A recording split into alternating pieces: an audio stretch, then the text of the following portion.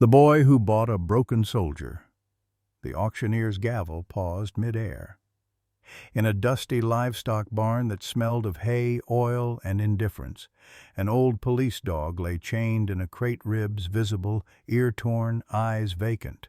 No one bid. Laughter echoed. "He's useless." Then, from the shadows of the crowd, a 9-year-old boy raised his bitter paddle. "I'll take him."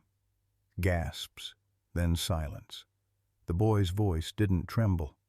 And beside him stood a one-armed man, weathered by war, who didn't smile, but didn't stop him either. This wasn't a rescue. It was a calling, and it would uncover a forgotten name, a stolen past, and the moment a broken dog remembered who he used to be.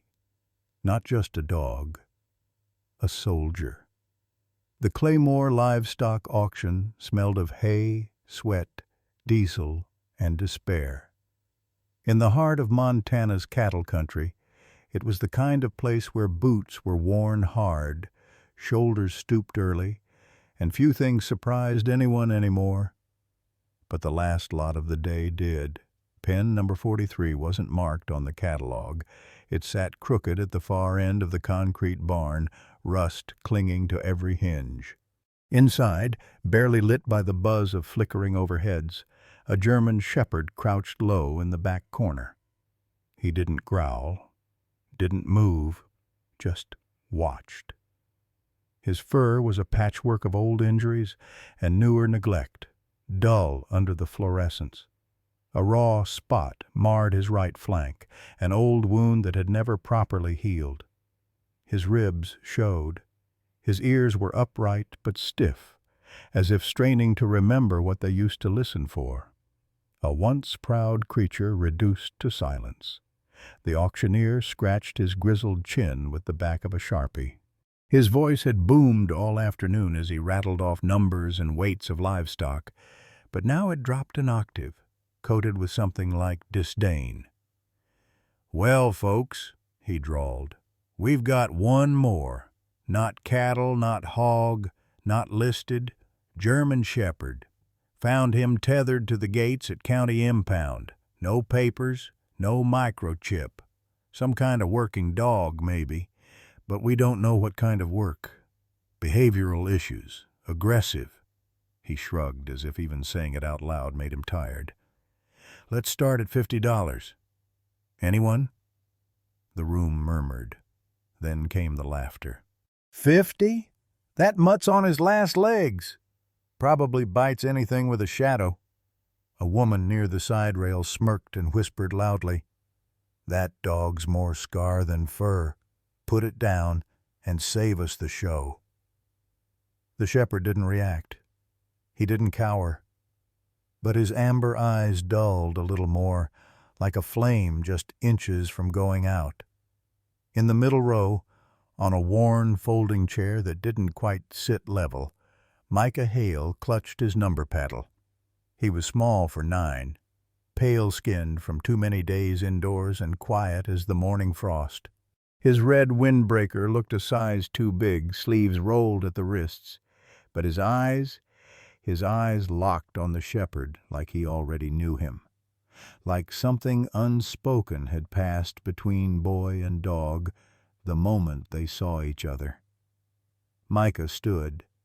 The chair screeched back on concrete, slicing through the laughter like a blade. He raised the paddle. "Number 31, he said. "I'll take him." The auctioneer blinked.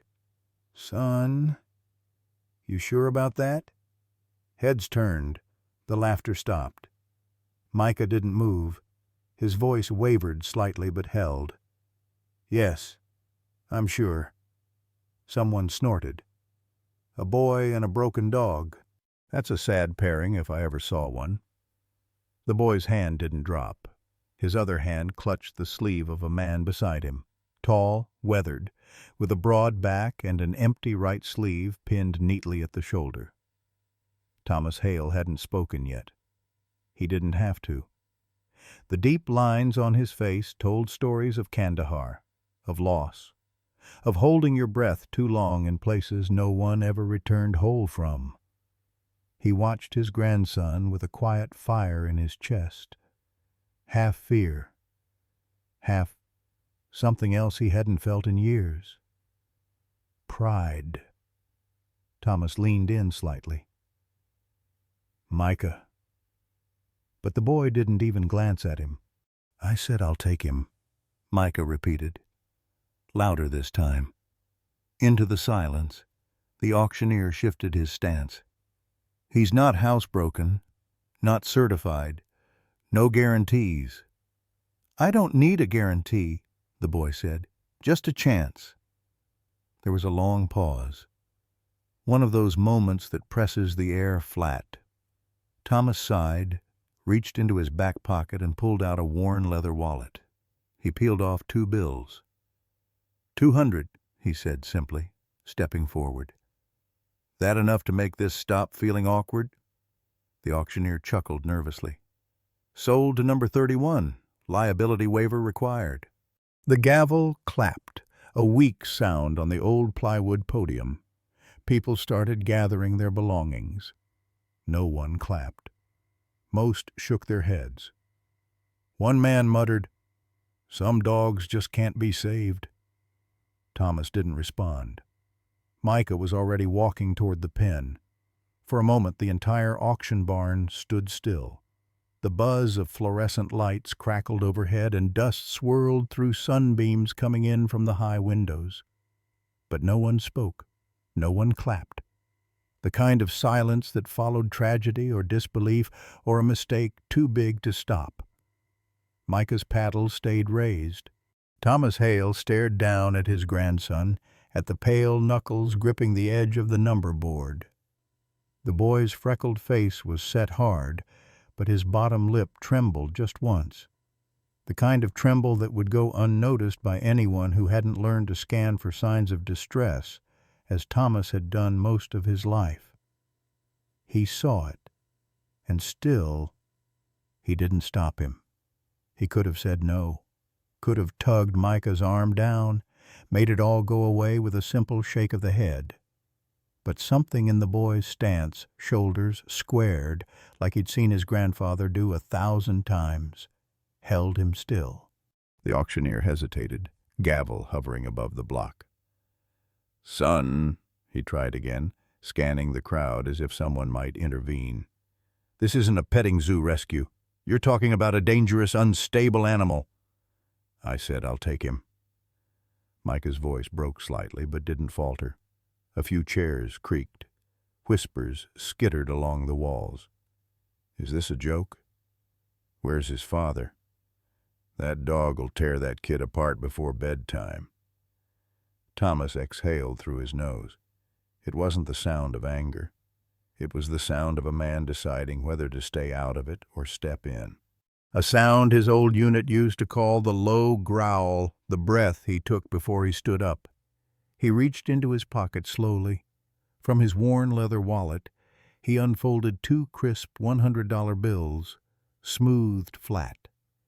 He walked up to the front like he'd done it 1,000 times in other uniforms, in other buildings. 200, Thomas said, voice low and firm. Cash. He's with me.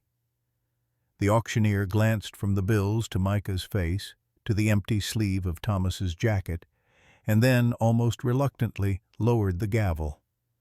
Sold, he muttered, to number 31. No applause. Just a few coughs, and then murmuring, Waste of money. Should have bought a goat. Ain't no cure for broken dogs. Thomas turned, ignoring them.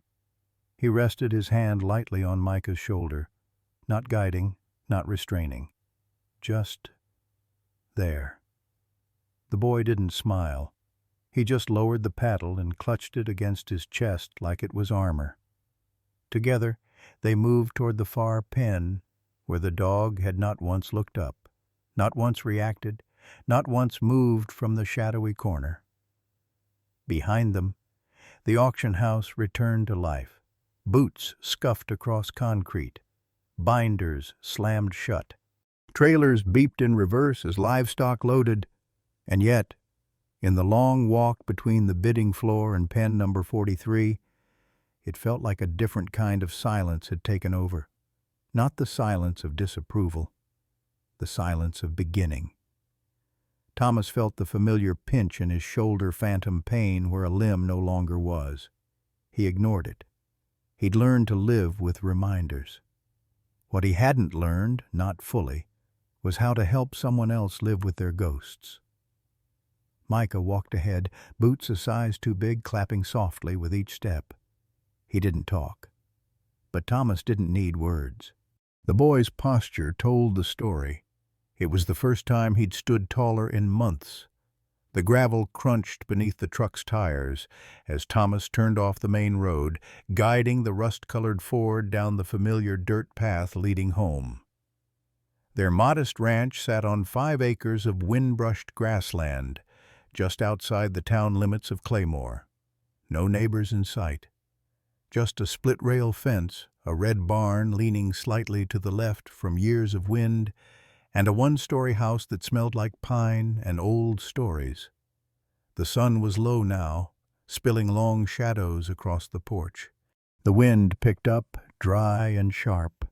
It carried the scent of juniper, wood smoke, and something new. Fear.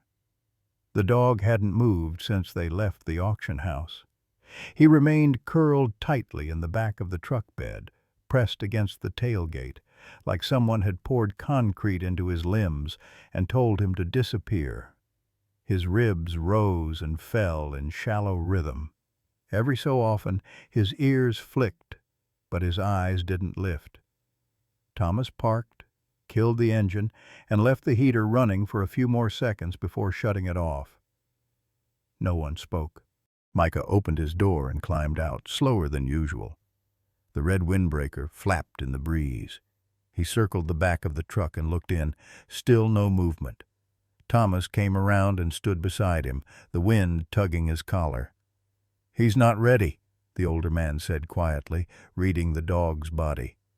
"Let's give him space." Micah nodded. Instead of calling to the dog or reaching in, the boy simply walked to the back bumper and sat down cross-legged in the dirt. Not too close, just near enough. He didn't look at the dog. He looked out at the field, beyond the tree line where golden light touched the tall grass like fire on wheat. And then he started to talk. "I used to have a tree house," Micah said, voice soft, "back behind that fence, in a big cottonwood." No response from the dog, not even an ear flick. "I built it with my mom. She said every kid needs a sky of their own, so we made it big enough for both of us.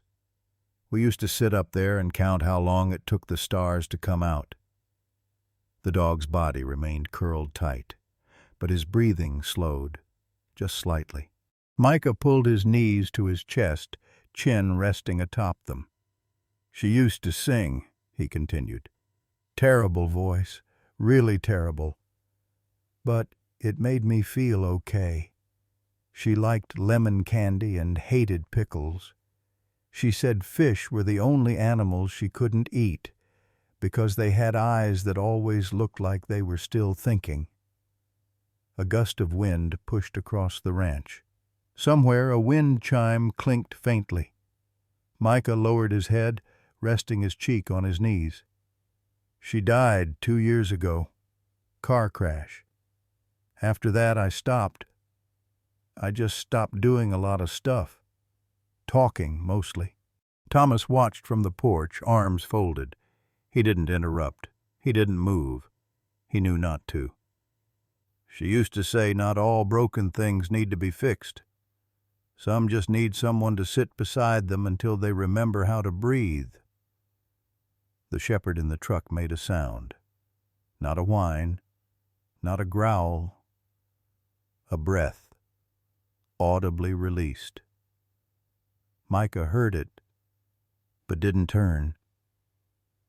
"I miss her. I miss the pond, too. It dried up last year in the drought. Used to be frogs in it. Tiny ones that made noise all night." Another long silence. Then, "You don't have to come out," Micah said gently. "But I'm going to be here. For a while." The dog finally shifted. It was subtle, barely noticeable. A slow extension of one front leg, then the other. His head turned. Amber eyes locked on the boy, not sharp, not alert, just watching, just trying. And then came the sound, a low, guttural growl. Not loud, not warning, more like a voice clearing its throat after years of silence. Micah didn't flinch. He nodded. "It's okay," he whispered. "I make that sound sometimes, too." From the porch, Thomas blinked hard. There were no breakthroughs, no heroic leaps, no tails wagging. Just a battered dog lying in the back of an old truck, a boy sitting in the dirt, and a distance between them that somehow felt smaller than it had minutes before. That was enough. That was the first contact. The old truck rumbled to life one more time that week, this time not to carry a dog away, but to welcome someone in. Dr. Miriam Keller arrived just past noon, pulling up in a dusty green Subaru that had seen better decades. Her license plate frame read, "Combat Medic, still standing." A long scar traced down the left side of her neck, mostly hidden beneath a fleece collar. She moved with the deliberate grace of someone who had spent years kneeling beside broken things, some human, some not. Thomas met her by the porch. "Keller," he greeted with a firm nod. "Hail," she replied, pulling out a black duffel marked with a red cross. "You said this one's complicated." Thomas looked toward the truck bed where Echo still laid, tense, but no longer growling. "Yeah," he said. "Aren't they all?" She followed him without another word. Micah sat nearby on an overturned bucket, arms around his knees, watching without staring. Echo hadn't moved from the back of the truck. Not fully. But his eyes tracked everything now. Dr. Keller approached slowly. No sudden movements, no reaching out. She crouched just at the edge of the tailgate, letting her shadow fall into the truck bed. "Hey there," she murmured. "You mind if I take a look at those bones of yours?" Echo didn't growl. He didn't lick. He didn't move. But he didn't lunge either. "Micah," Thomas said softly, "can you get him some water?" It was a cue, gentle but clear. "Give the dog and the doctor space." Micah nodded and stood. Once the boy was gone, Keller slipped on a latex glove and reached into her bag. Echo's ears twitched at the snap. "I know that sound," she said under her breath. Thomas watched closely. Dr. Keller began her exam the way she might for a human. Slow breathing, low voice, eyes down. "He's underweight by at least 20 pounds, she said. "Hasn't had regular meals in weeks. Probably more." She shifted slightly to check the dog's left hind leg. "Limping. Feels like a hairline fracture never set. Rear tibia. Maybe old, maybe not." Echo didn't flinch when she touched it, but he held his breath. "That's not pain tolerance," she murmured.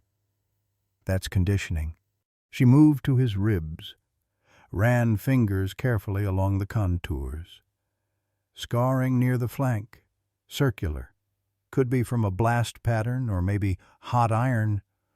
Hard to tell without a shave and scan. Either way, not accidental. Thomas frowned, arms folded. She reached for her stethoscope, but paused when Echo's eyes narrowed. "PTSD," she said aloud now, glancing at Thomas. "Severe indicators, hypervigilance, startle thresholds, avoidance behavior. That's before we even get to trust issues." Thomas said nothing. Dr. Keller continued, checking Echo's eyes, then his teeth. "And this," she said, angling his jaw gently, "this is not just any dog." "What do you mean?" Thomas asked. She pointed to the wear pattern on Echo's back molars. "Tactical dogs choose specific nylon leads. This one's been doing that for years. You see this ridge?" She gently pressed Echo's chest. "He was harnessed daily, heavy-duty equipment, probably carried weight. His muscles still remember." She pulled off her gloves. "No tags," she said. "No microchip I can detect manually. He's a ghost." Thomas stepped closer. "Could he be from a police canine unit?" She shook her head. "Possible.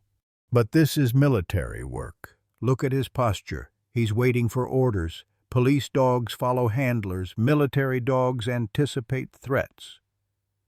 Thomas didn't speak right away, but something in his jaw ticked.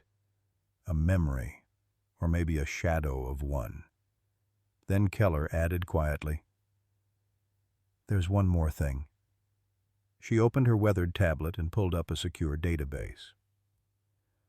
"I checked service records like you asked. Searched by breed, age, general condition, nothing matching." Thomas raised a brow. "So he's off the grid?" "Not just that." She turned the screen toward him. "There's a 6-month data void in the military's canine registry, like someone scrubbed a whole section between 214A and 218C. Thomas stared. "I was 214B, he murmured. Keller nodded. "That's why I called you. You served in that window. If this dog's tag once read MP 214A, he was your neighbor, at least on paper." "Which means," Thomas said slowly, "someone made him disappear." Echo shifted, then barely. But Thomas saw it. Not fear, not pain, recognition. Micah returned with a bowl of water and set it near the truck bed. The dog didn't drink. He just looked at the boy. Dr. Keller watched the exchange quietly. "This dog didn't run away," she said. "He was abandoned, on purpose." Thomas inhaled sharply through his nose. "That makes him government property." "No," Keller replied, standing. "That makes him betrayed." She walked to the porch, leaving the water bowl behind. Thomas remained beside the truck, his gaze locked with Echo's. "You and me both," he said quietly, "forgotten by the same damn system." And in the stillness of the afternoon, as wind ruffled fur and flags alike, something between them settled, not trust, but a truce. The crate still smelled of sweat, rust, and damp hay.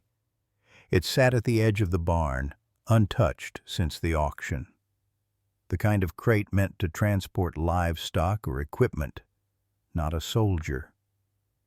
Thomas hadn't opened it yet, maybe out of respect, maybe out of anger, maybe because some things were easier left sealed. But Micah didn't feel that way. The boy waited until the sun dipped low enough that the shadows stretched like tired limbs across the ranch yard. Echo was dozing, half awake, half alert under the porch, nose resting on his paws, ears twitching at every cricket chirp and branch snap. Thomas was inside talking to Dr. Keller on the phone.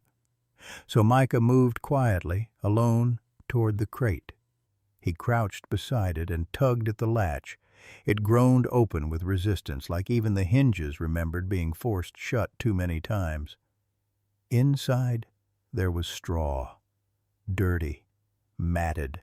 Tufts of fur still clung to the corners. A few chewed zip ties, a bent carabiner, and an old rubber feeding bowl cracked down the middle. But tucked into the corner, buried beneath a thin blanket stiff with age, was something else. Leather. Dark.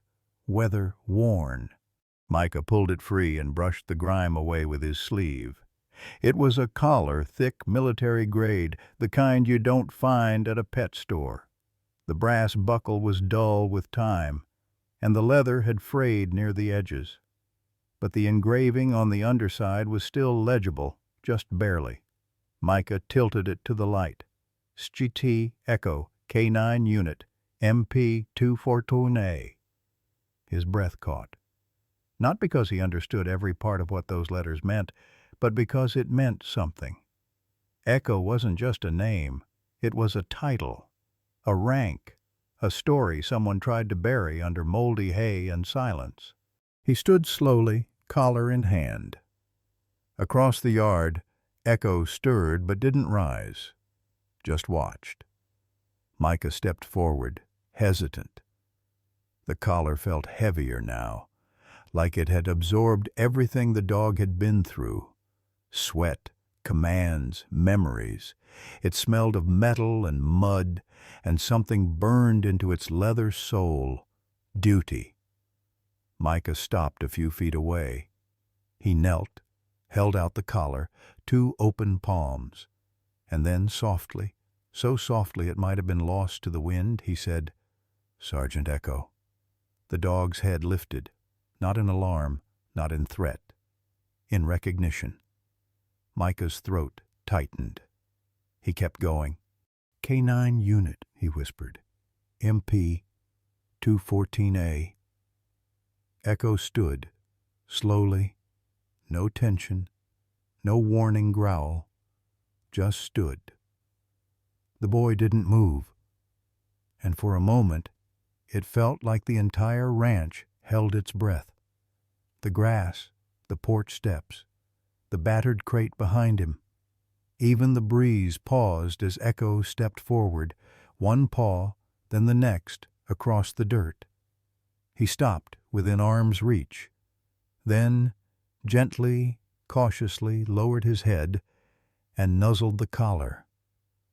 Micah's chest filled with something too big for words. He didn't cry, not like he had after the accident. Not like in the hospital when they told him, "Your mom's gone, but you're going to be okay." No, this wasn't grief. It was remembrance. He reached out and brushed Echo's fur, right behind the ear. "You're not a stray," he whispered. "You're a soldier. Somebody just forgot." Echo sat, still, silent, waiting. Micah didn't try to put the collar on him. He just held it between them, like a promise. Thomas had been watching. From behind the screen door, he'd seen the moment when the past reached out and found its name again. He stepped outside quietly, boots crunching gravel. Micah turned, but didn't stand. "He knew it," the boy said, voice shaking. "He knew his name." Thomas walked over, crouched beside his grandson. He looked at the collar, read it, closed his eyes. "I served with the MP 200 series," he murmured. "Back then, they trained dogs and men in tandem. Same base, same dust, same drills. If he's from the 2 and 14 batch, that's not a coincidence."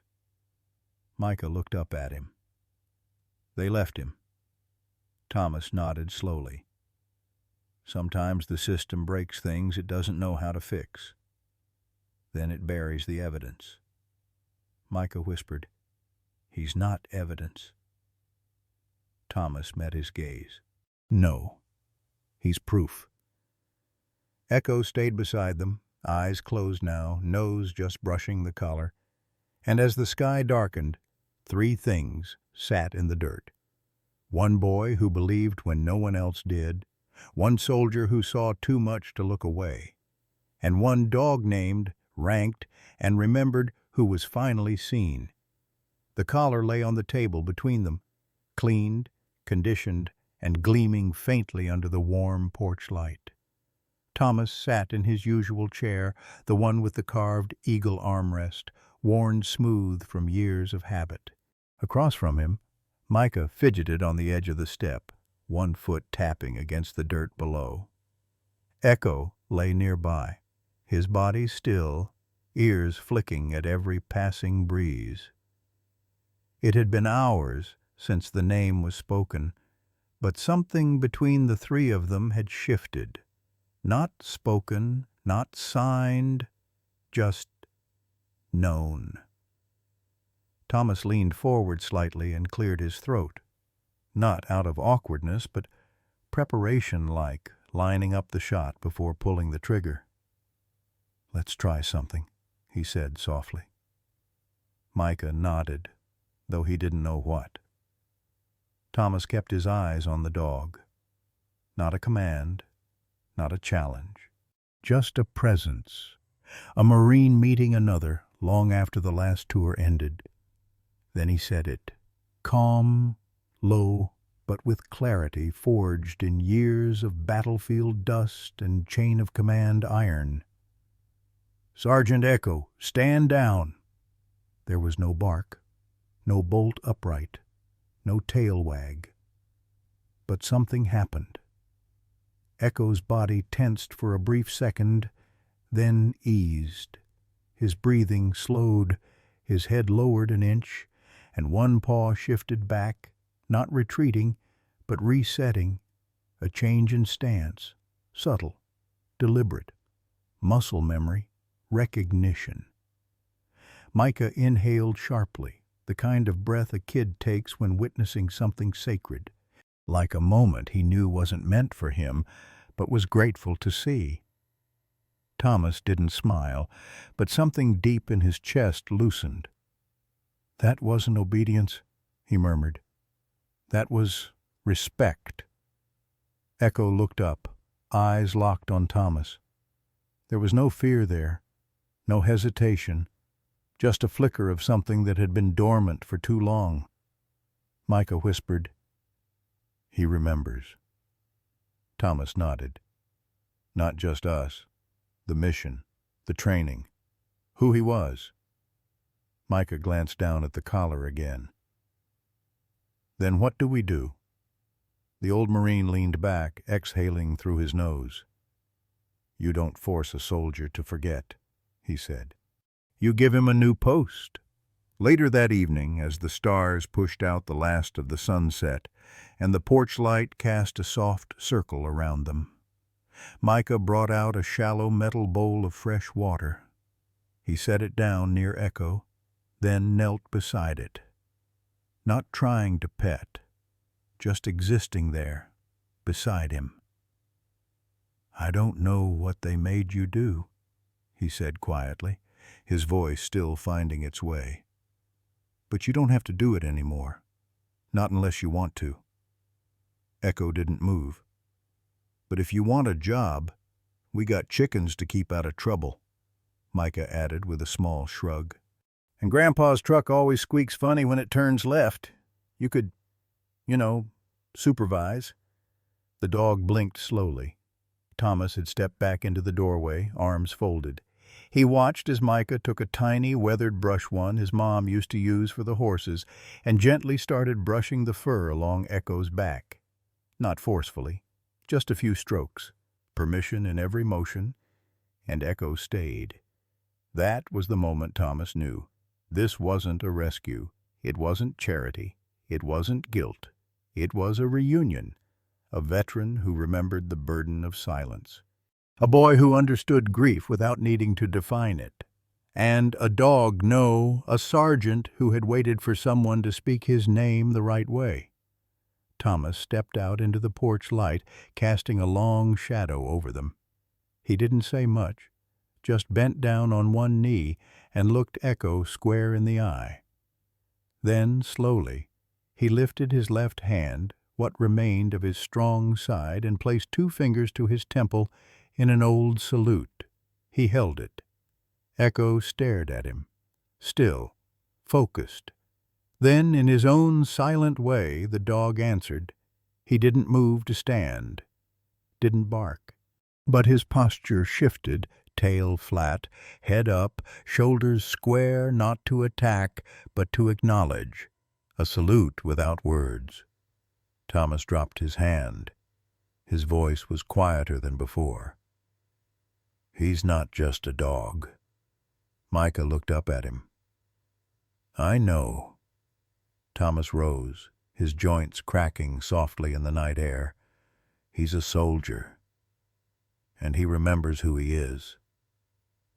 The third night on the ranch came cold and windless. Most creatures found warmth where they could, beneath hay bales, inside barn stalls, or curled at the foot of a bed. But not Echo. He had made his choice. Beneath the weathered porch, on a patch of hard-packed dirt flanked by the front steps and back lattice, Echo lay perfectly still. No blanket, no cushion, no complaint. Just a silent silhouette with eyes that didn't blink much and ears that tracked every rustle in the dry grass. Micah had left the door cracked open again, just in case. The boy had even placed a folded quilt by the fireplace, the one his mother used to drape over his shoulders on stormy nights. But it remained untouched. Thomas sat inside with a steaming cup of black coffee, gaze fixed not on the TV muted as always, but on the soft shape he could just barely make out through the glass. Micah leaned on the arm of the couch, watching too. "He doesn't like us?" the boy asked after a while. Thomas didn't answer immediately. He swirled his mug, watching the steam rise and fade. "It's not that," he said at last. "It's instinct." Micah frowned. "But it's warm in here, and safer." Thomas gave a small, almost imperceptible nod. "Exactly." Later that night, Thomas stepped out with an old blanket draped over his shoulder and a small flashlight tucked into his jacket. He didn't call for Echo. He didn't command, just walked slowly across the porch and sat down on the top step. His knees cracked like dry twigs. He ignored it. For a few minutes, there was only the night quiet in the way country nights always are, full of hidden noises, distant coyotes, crickets, the groan of the barn settling with the temperature drop. Then Thomas spoke, his voice low and even. "Perimeter discipline," he said. "That's what they teach first." No response. "First thing they drill into you, where the exits are, which ones you can't afford to blink on." Echo didn't move, but his ears twitched toward the sound.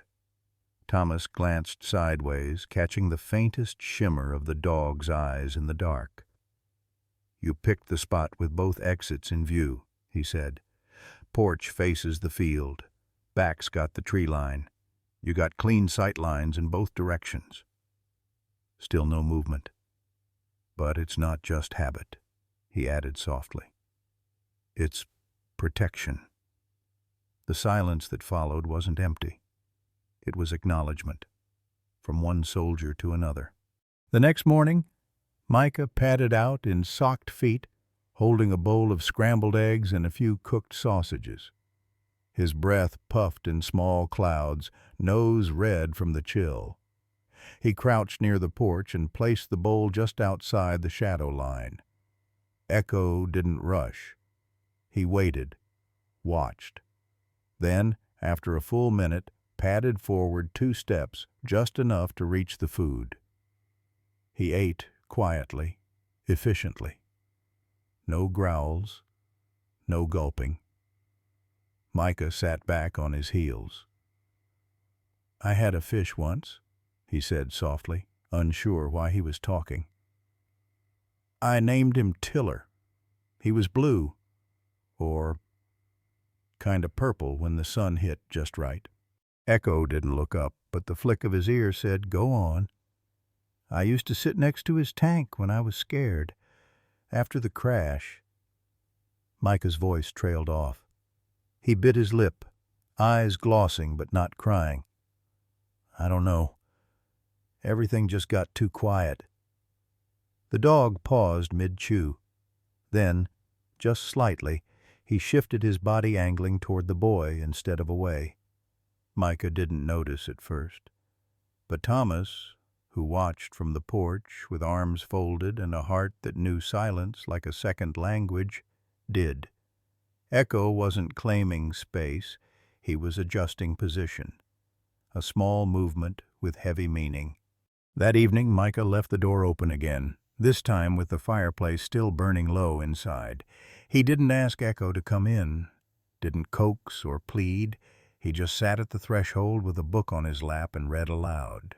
His voice cracked sometimes, stumbled on words, but he kept reading. As twilight blurred into night, Echo stayed under the porch, not asleep, not distant, just vigilant. His tail lay still, his nose pointed to the horizon. His breathing remained deep and measured. He wasn't hiding. He was watching. Thomas pulled Micah aside before bed. "You know what he's doing, don't you?" he asked, kneeling slightly so they were eye to eye. Micah shook his head. "He's not scared," Thomas said. "He's standing post, watching both exits. That's not mistrust, it's training. It's what soldiers do for the ones they care about."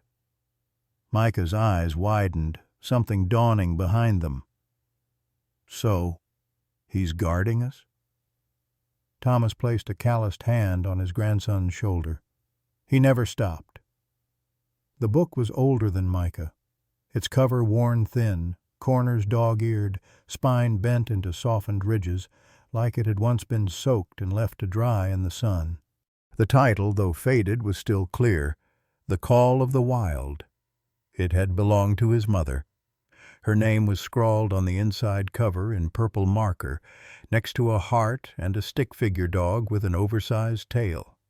He'd found it wedged beneath the old cedar chest last spring and tucked it into a drawer without much thought.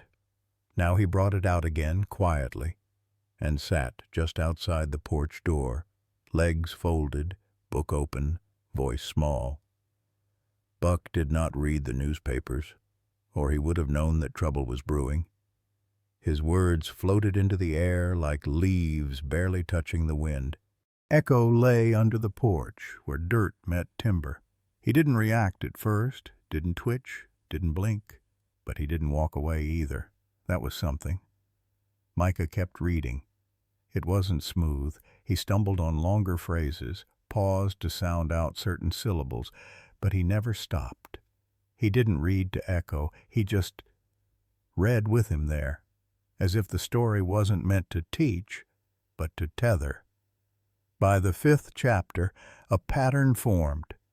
Each afternoon after school and homework and a quiet nod from Thomas, Micah would sit with the book. Same place, same soft tone. Sometimes his voice cracked. Sometimes he whispered whole pages. And always Echo stayed. The dog's position would change his head, turning slightly, ears moving with the wind, eyes half closed but alert. Occasionally Micah thought he saw the flick of a tail, so subtle it could have been imagined. But it wasn't. Because on the 7th day, when Micah stopped reading mid-paragraph to rub at his eye and take a breath, something happened. Echo made a sound. Not a bark, not a growl, a huff, short, low, just once. Micah glanced up. Echo was watching him, head tilted, eyes clearer than they'd ever been. Not soft, but engaged. Like Buck in the book, beginning to awaken. "You want me to finish the chapter?" Micah asked gently. Echo didn't respond, but he didn't look away either. So Micah read. Thomas from the porch rocker didn't interrupt. He didn't bring it up at dinner. But that night, as he stood beside the fireplace with arms folded and gaze resting on the porch shadows, he murmured to himself, "Not just a dog. That book's got more power than half the pills they give out at the VA." The next afternoon, a shift. Echo didn't wait under the porch. He was already out front, lying with his body stretched and head raised, eyes following Micah's every move as the boy came home from school. Lunchbox in one hand, dog-eared book in the other. Micah smiled, a little crooked. "Chapter 8, he announced. Echo blinked once, slow. As Micah read about Buck learning the ways of the wild, his voice grew steadier. He started adding emphasis, giving voices to the characters. When Buck disobeyed his master, Micah paused and whispered, "Sometimes I wanted to do that too." Echo lifted his head, and when Buck found the man in the woods, the one who didn't hit him but fed him by hand, Micah whispered, he followed him.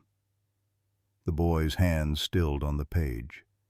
He didn't look up. He didn't need to. He could feel Echo listening. Later that night, Thomas found the book left open near the porch, pages fluttering under the warm evening breeze. He bent down to pick it up, then paused. Next to the open book, there were paw prints in the dirt, large, precise, as if the dog had stood over it for a time. Watching, or maybe remembering. Thomas smiled. On the 12th day, Micah finished the final page. He was sounding the depths of his nature and of the parts of his nature that were deeper than he, going back into the womb of time. The boy closed the book slowly. Echo sat beside him now, not touching, but close enough that Micah could feel the presence in his ribs. "I don't know where you came from," Micah said, voice trembling slightly, "but I think you've been somewhere cold too." Echo turned his head slightly. Micah reached a hand out, still hovering, unsure, and stopped inches from Echo's ear. Not yet, but almost. The next morning, Micah wrote something inside the book just beneath his mother's name. For Echo, who didn't need words to understand stories. Micah Hale. Then he closed it gently and placed it on the windowsill, where the morning light hit it first. The morning broke quiet and pale, the kind of dawn that doesn't shout but waits soft light creeping over frost-laced grass, whispering through wind chimes that barely stirred. Micah rose early, no alarm, no words, just something inside him that felt like a nudge, like today might matter. He tugged on his hoodie, tiptoed past the old floorboards of the hallway that always creaked, and stepped onto the porch barefoot, book in hand, heart not quite still. Echo was already there, under the porch again, watching, as he always did. But today, Micah didn't sit on the steps.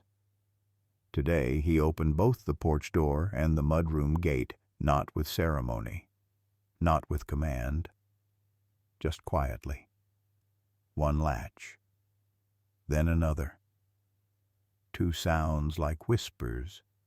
The gates had always been a line, a barrier between Echo's world tight, controlled, perimeter-bound, and the open yard beyond, between trauma and trust, between silence and whatever might come next. Micah didn't cross the line. He returned to the porch, opened the book, and began to read. His voice was steady now. It was an old song, old as the breed itself, one of the many songs of the younger world. Echo didn't move. And as he listened, the past seemed to stir within him. Micah paused, turned the page slowly, not looking up, not beckoning. The air between them wasn't empty. It was full of unsaid things, of mornings waited out, of nights spent keeping vigil in mutual silence. It was full of maybe. And that's when it happened. Echo stood. It wasn't sudden. There was no cinematic swell, no paw-pounding burst of movement, just a shift, a stretch, a shake of the shoulders. He stepped forward. One paw over the threshold, then another. Micah didn't react. Didn't dare breathe too loud. He just kept reading. The cadence of the wild, which is the call, sounding through the ages. 4 paws now in the open. Echo's body was alert, head high, but his tail didn't stiffen. His ears didn't flick in panic. He didn't look for escape. He looked forward. At Micah. At the boy who never pushed, never forced, never flinched at the growls or the silence. Micah turned the page, then looked up. "Morning." Echo stopped at the bottom step. That close. For a long moment, neither moved. Then Micah did something new, something deliberate. He set the book down, folded his hands in his lap, and waited. Thomas had seen 100 tactical approaches in his time, breaching doors, laying charges, flanking fire. But this was more patient than any war plan. From inside the kitchen window, coffee in hand, he watched as the shepherd named Echo stepped one paw onto the porch, then the next, and finally lay down, not beside Micah, not quite, but with him, facing the yard, head up, guarding. Not the house. The boy. Thomas whispered aloud, voice gravel-thick. "Well, I'll be damned." Micah didn't say anything right away. He didn't reach out, didn't offer treats or touch, but his eyes brimmed a little. Because for the first time, Echo had made the choice. He hadn't been pulled or bribed. He hadn't been trained into it. He'd answered something unspoken. "Hey," Micah said softly. "You don't have to go far." Echo gave a small huff, acknowledgement maybe, or just breath. The gates behind him stayed open, but he never looked back. That night Micah didn't close the porch door. He left it slightly ajar, and Echo stayed, not under the porch, not guarding an exit, but on the porch mat, curled near the boots, facing the house, facing home. The morning was quiet enough to hear the creak of the old ranch gate before the knock came. Dr. Miriam Keller didn't wait for invitation. She never did. Her boots hit the porch with the certainty of someone who had once delivered morphine under enemy fire. Thomas respected that about her. Her steadiness, her silence when words would fail. She carried a bag today. Canvas. Worn. Government issued. Its zipper jangled faintly with movement. And from the porch mat, Echo lifted his head. He didn't rise, but he didn't wag either. His ears swept back, not pinned in fear, but coiled like springs. "Thought I'd check his paw and shoulder again," Dr. Keller said, setting the bag near the porch step, "and bring some topical for that abrasion." Thomas nodded. "He's been better since last week. Eats more, sleeps by the door." Miriam offered a quiet smile. "It's a start." Then she unzipped the kit.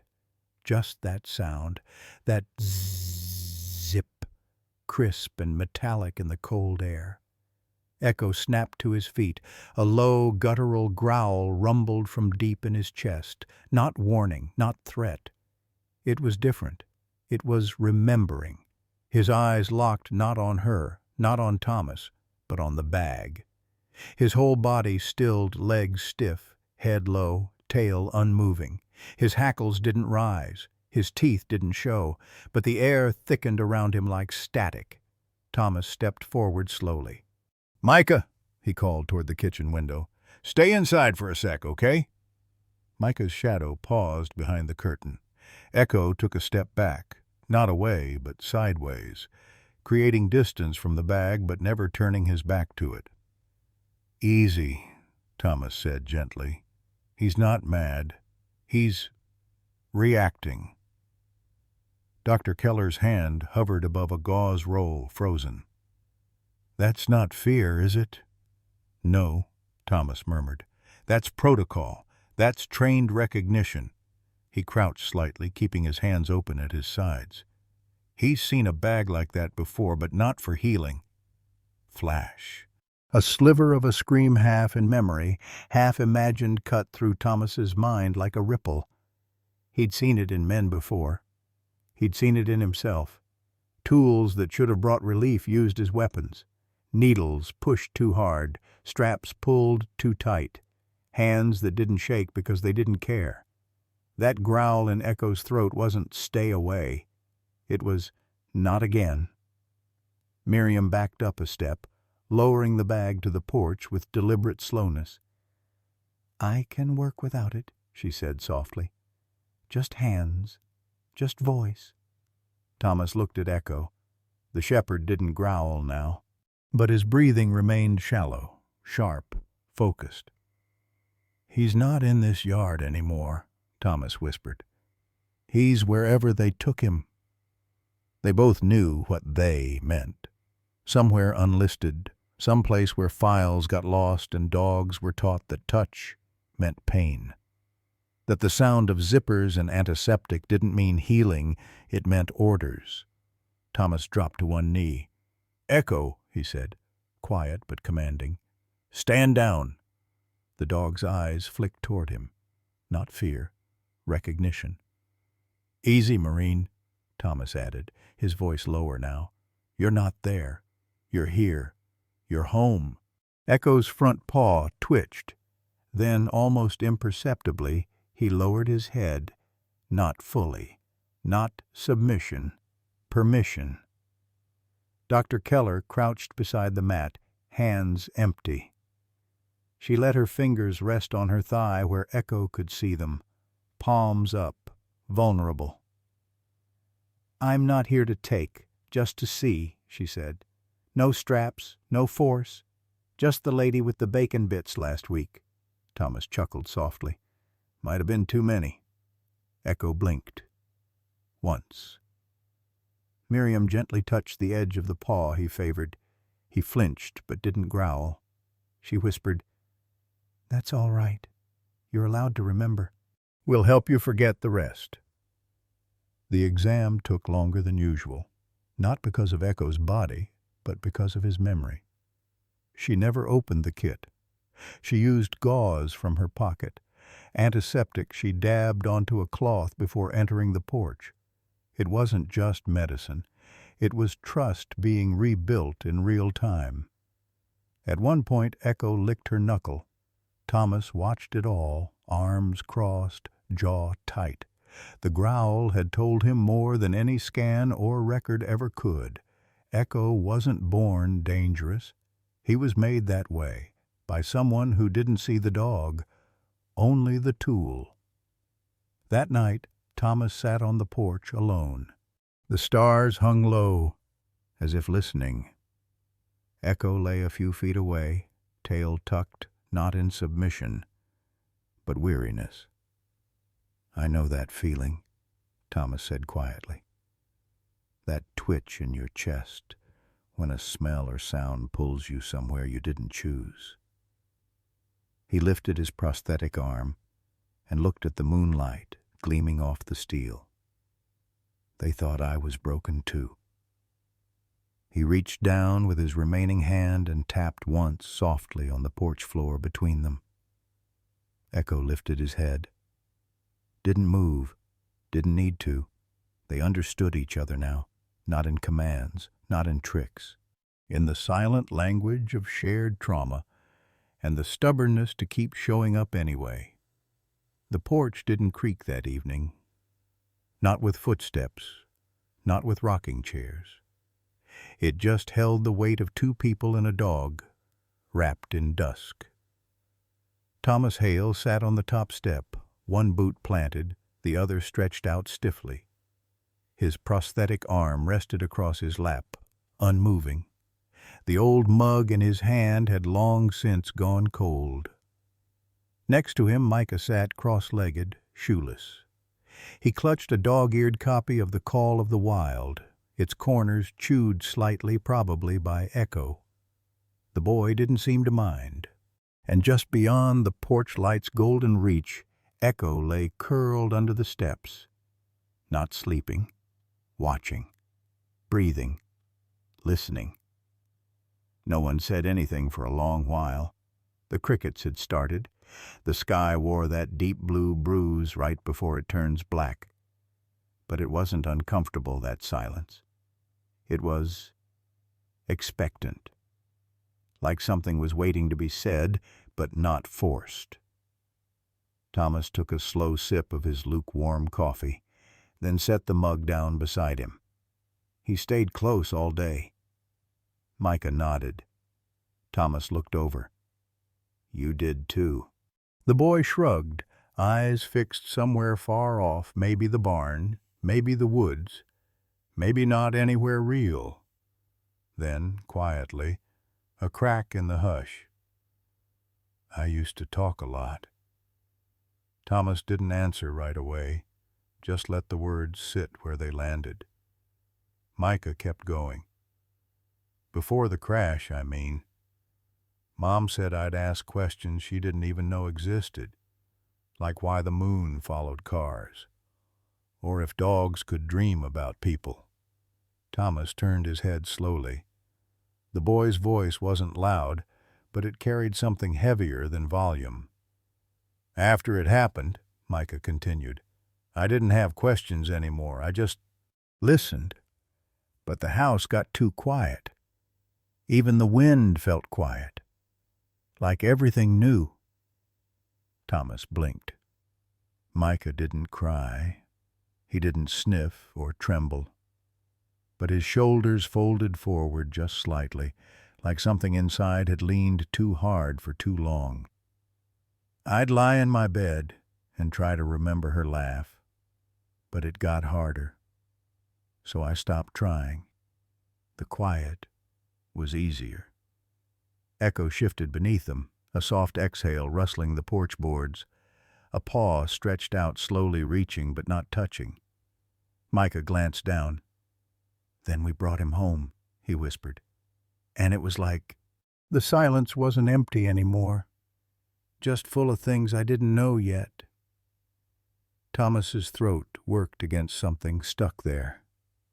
He looked forward, past the fence line, toward the silhouette of the tree house Micah had once built with his mom. It leaned a little now, like it too had stopped talking. I know that quiet, Thomas said finally.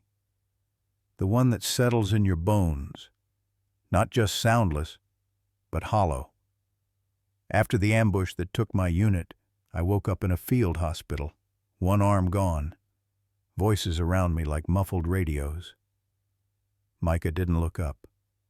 Thomas continued, voice low and steady. But what I remember most was how quiet I felt inside. Not pain, not fear, just quiet, like someone turned off the part of me that used to speak. They sat with that.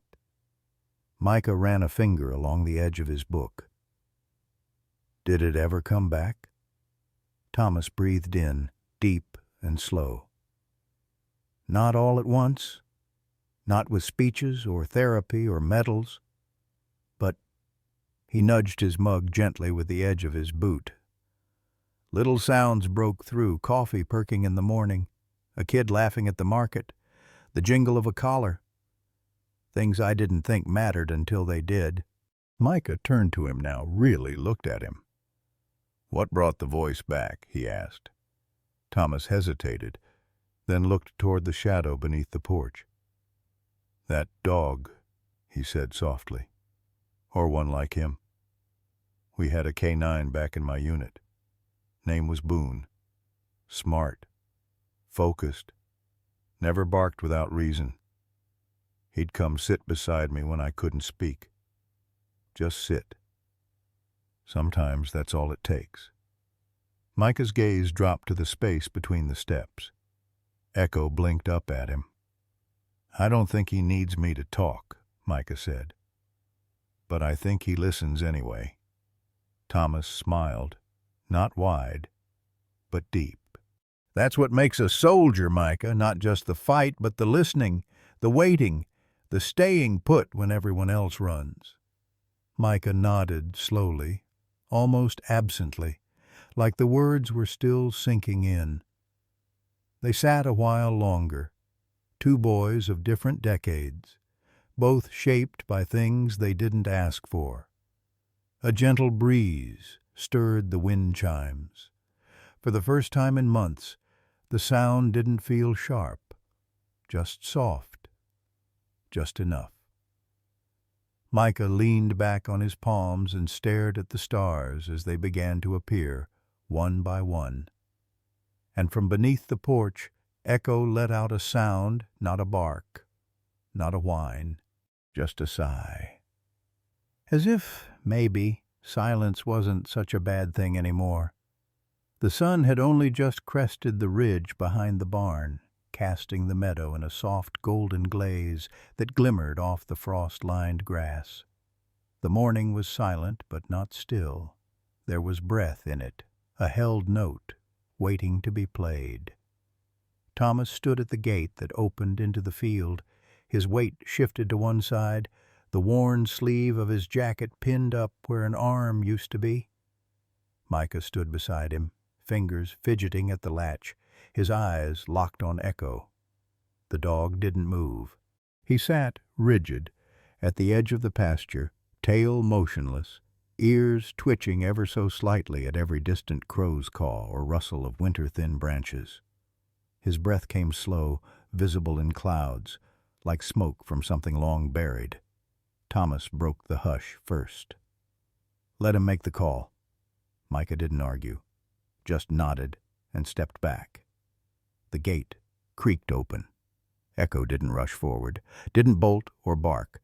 Instead, he walked, measured, low to the ground like someone who'd been in enemy territory long enough to know not everything that looks quiet is safe. He crossed the threshold like it meant something, and maybe for him it did. Micah whispered, more to himself than anyone else. "Come on, boy." Echo paused just past the gate. His eyes scanned the tree line, then the open stretch of land, then back to the barn.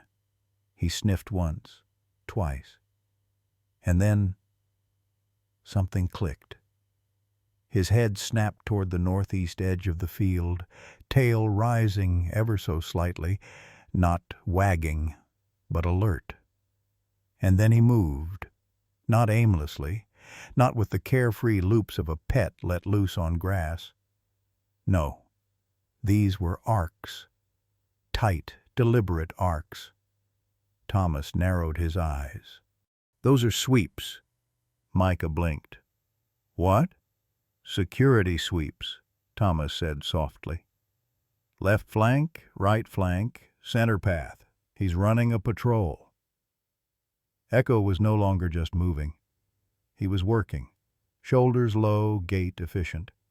He zigzagged across invisible grids only he understood, nose low to the ground but eyes constantly checking the horizon.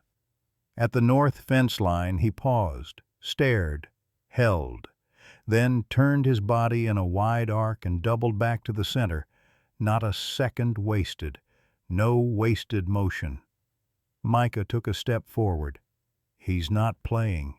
"No," Thomas said, watching with something deeper than interest. "He's remembering." For a moment the field around Echo dissolved, not for them, but for him. He wasn't on a family ranch in a sleepy town. He was somewhere else. Somewhere with orders, with danger, with meaning. He moved with the discipline of a ghost from a former life. And yet, something had changed. On his third pass, he slowed, looked up, found Micah. Then he altered course. It was subtle, but Thomas noticed it.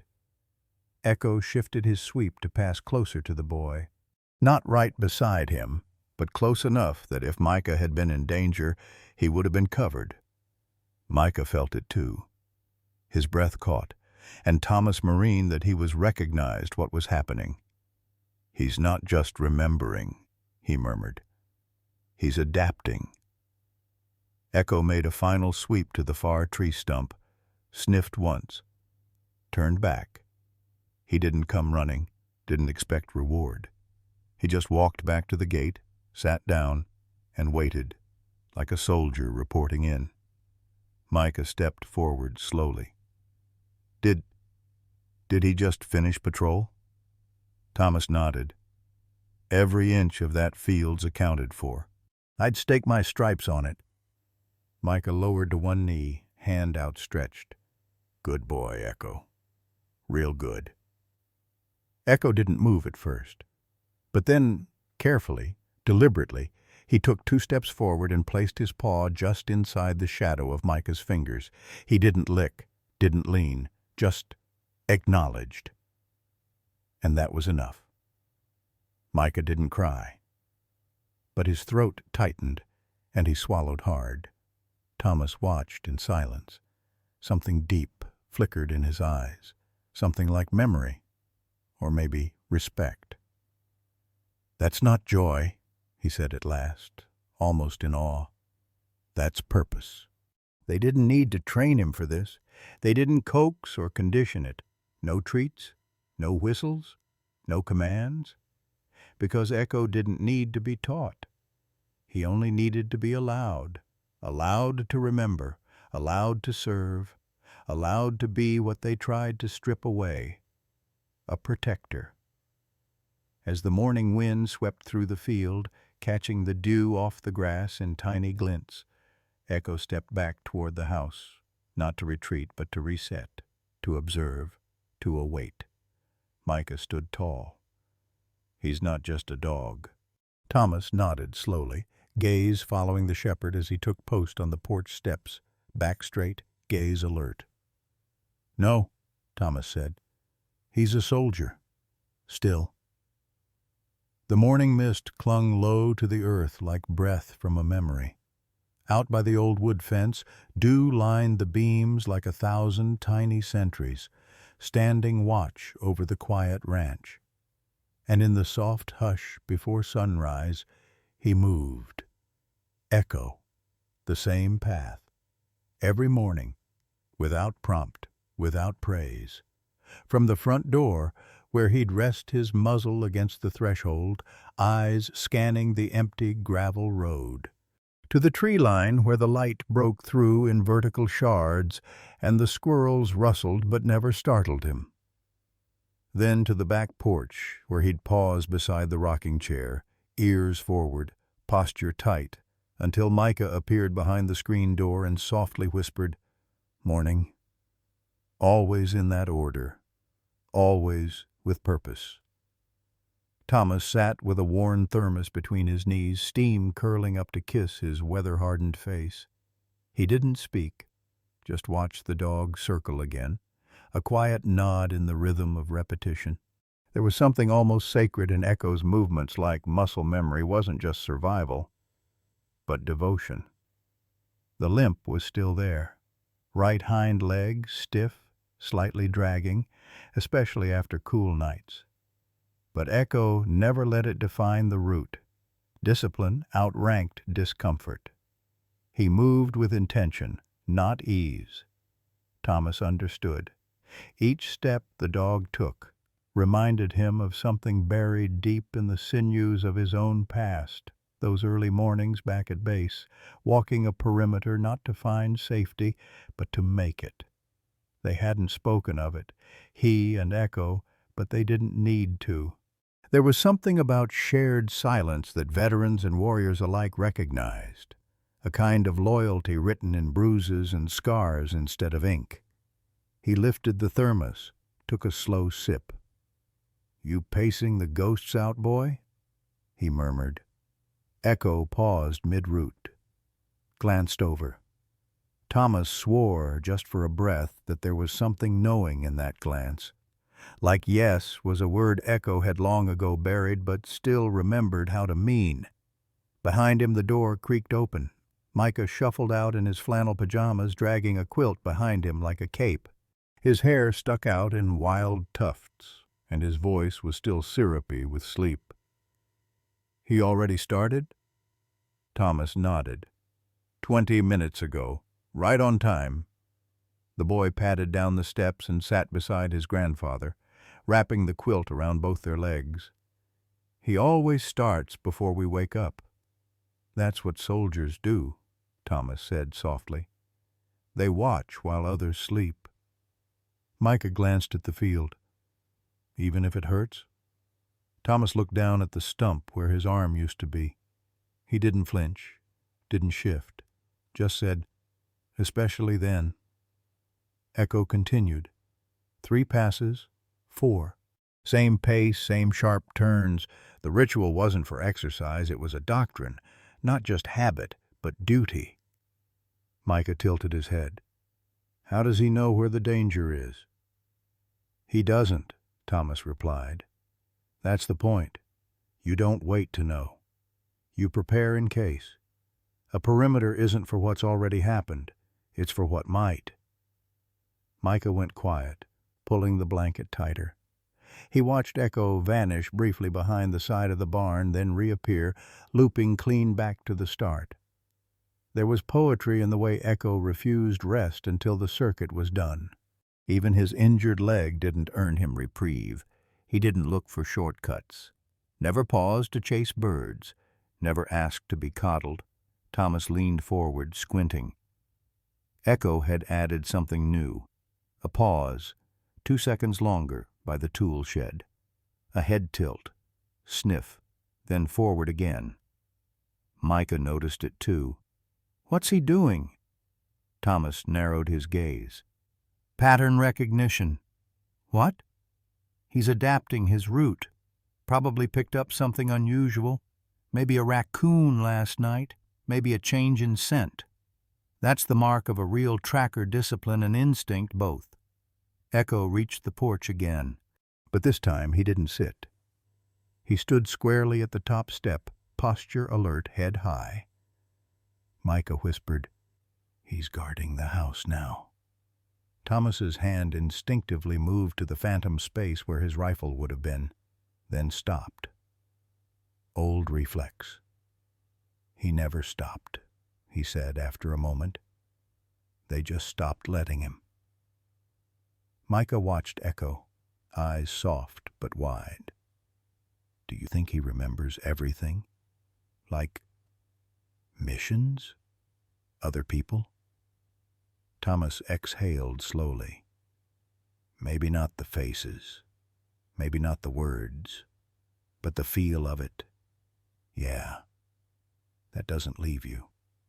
It gets in your bones." They both sat still for a moment, letting the silence say more than words could.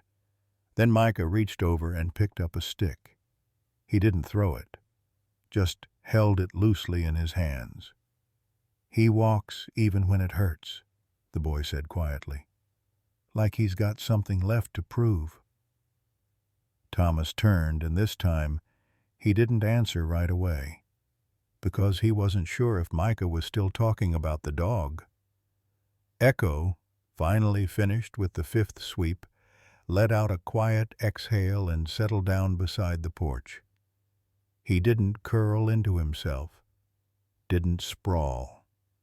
He lay like a sentry, still listening, ready, watching, waiting for what might come next.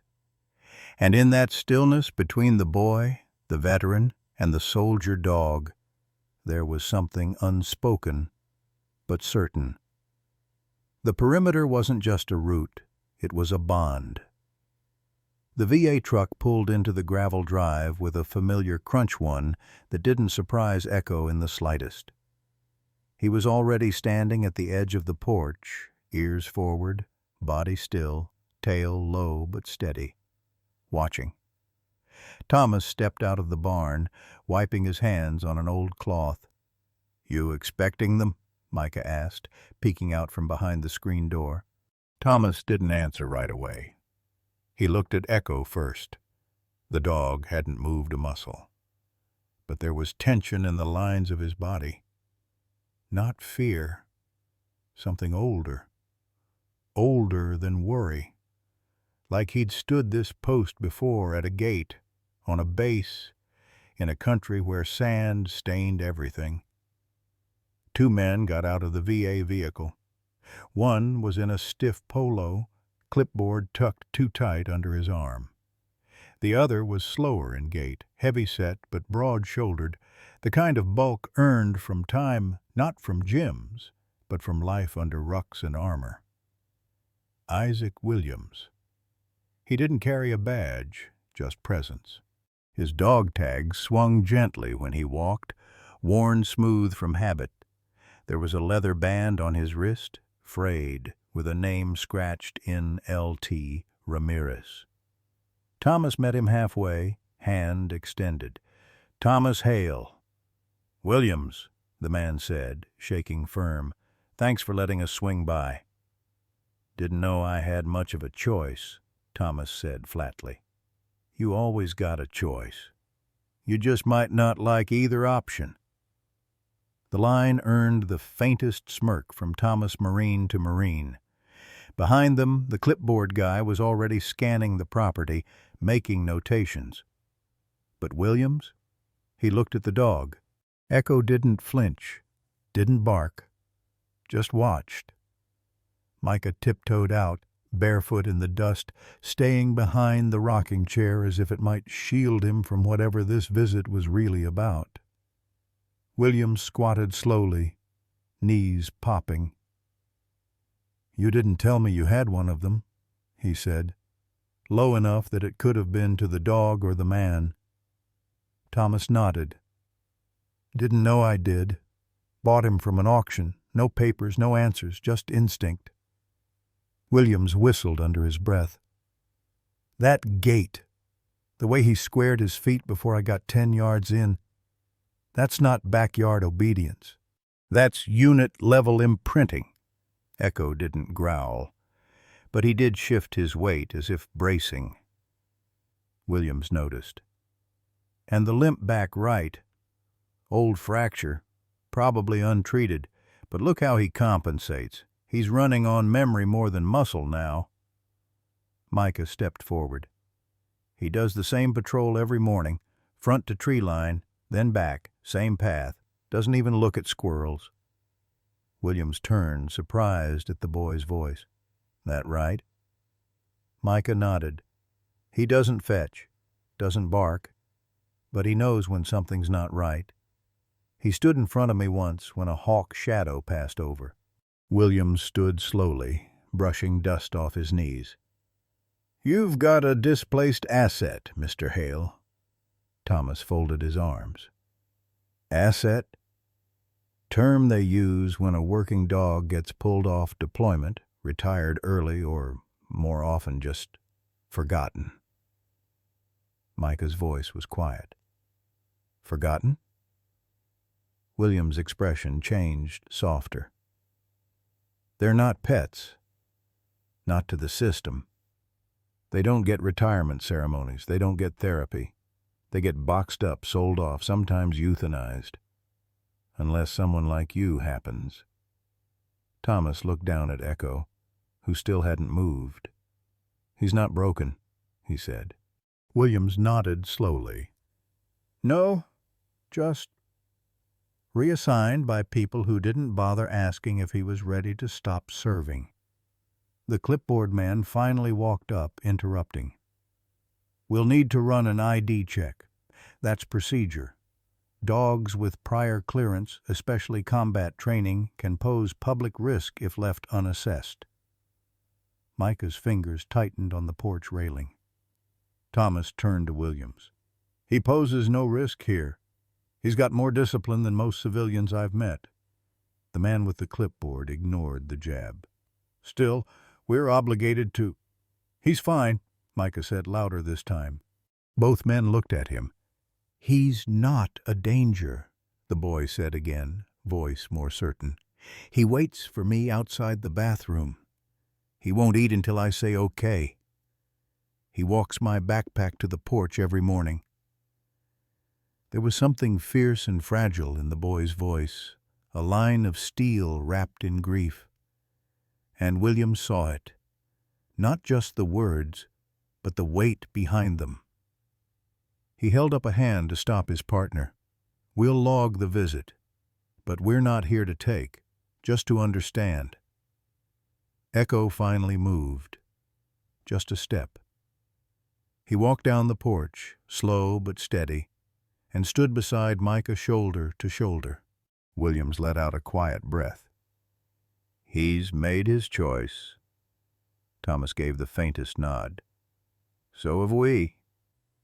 There was no need to discuss protocol after that. The clipboard man muttered about pending reviews and risk thresholds, but no one really listened, because somewhere between dust and silence, Echo had found a post again. And this time, it wasn't about orders. It was about belonging. It started with a single glove one of Thomas's old leather work gloves, frayed at the cuff, thumb stitched back on with fishing line. Micah stood near the woodpile that morning, fingers twitching nervously around the worn material. Echo was patrolling again his daily loop from the front steps, past the edge of the tree line, back to the porch, with an unwavering pace that made him seem less like a dog and more like clockwork. But there was something missing.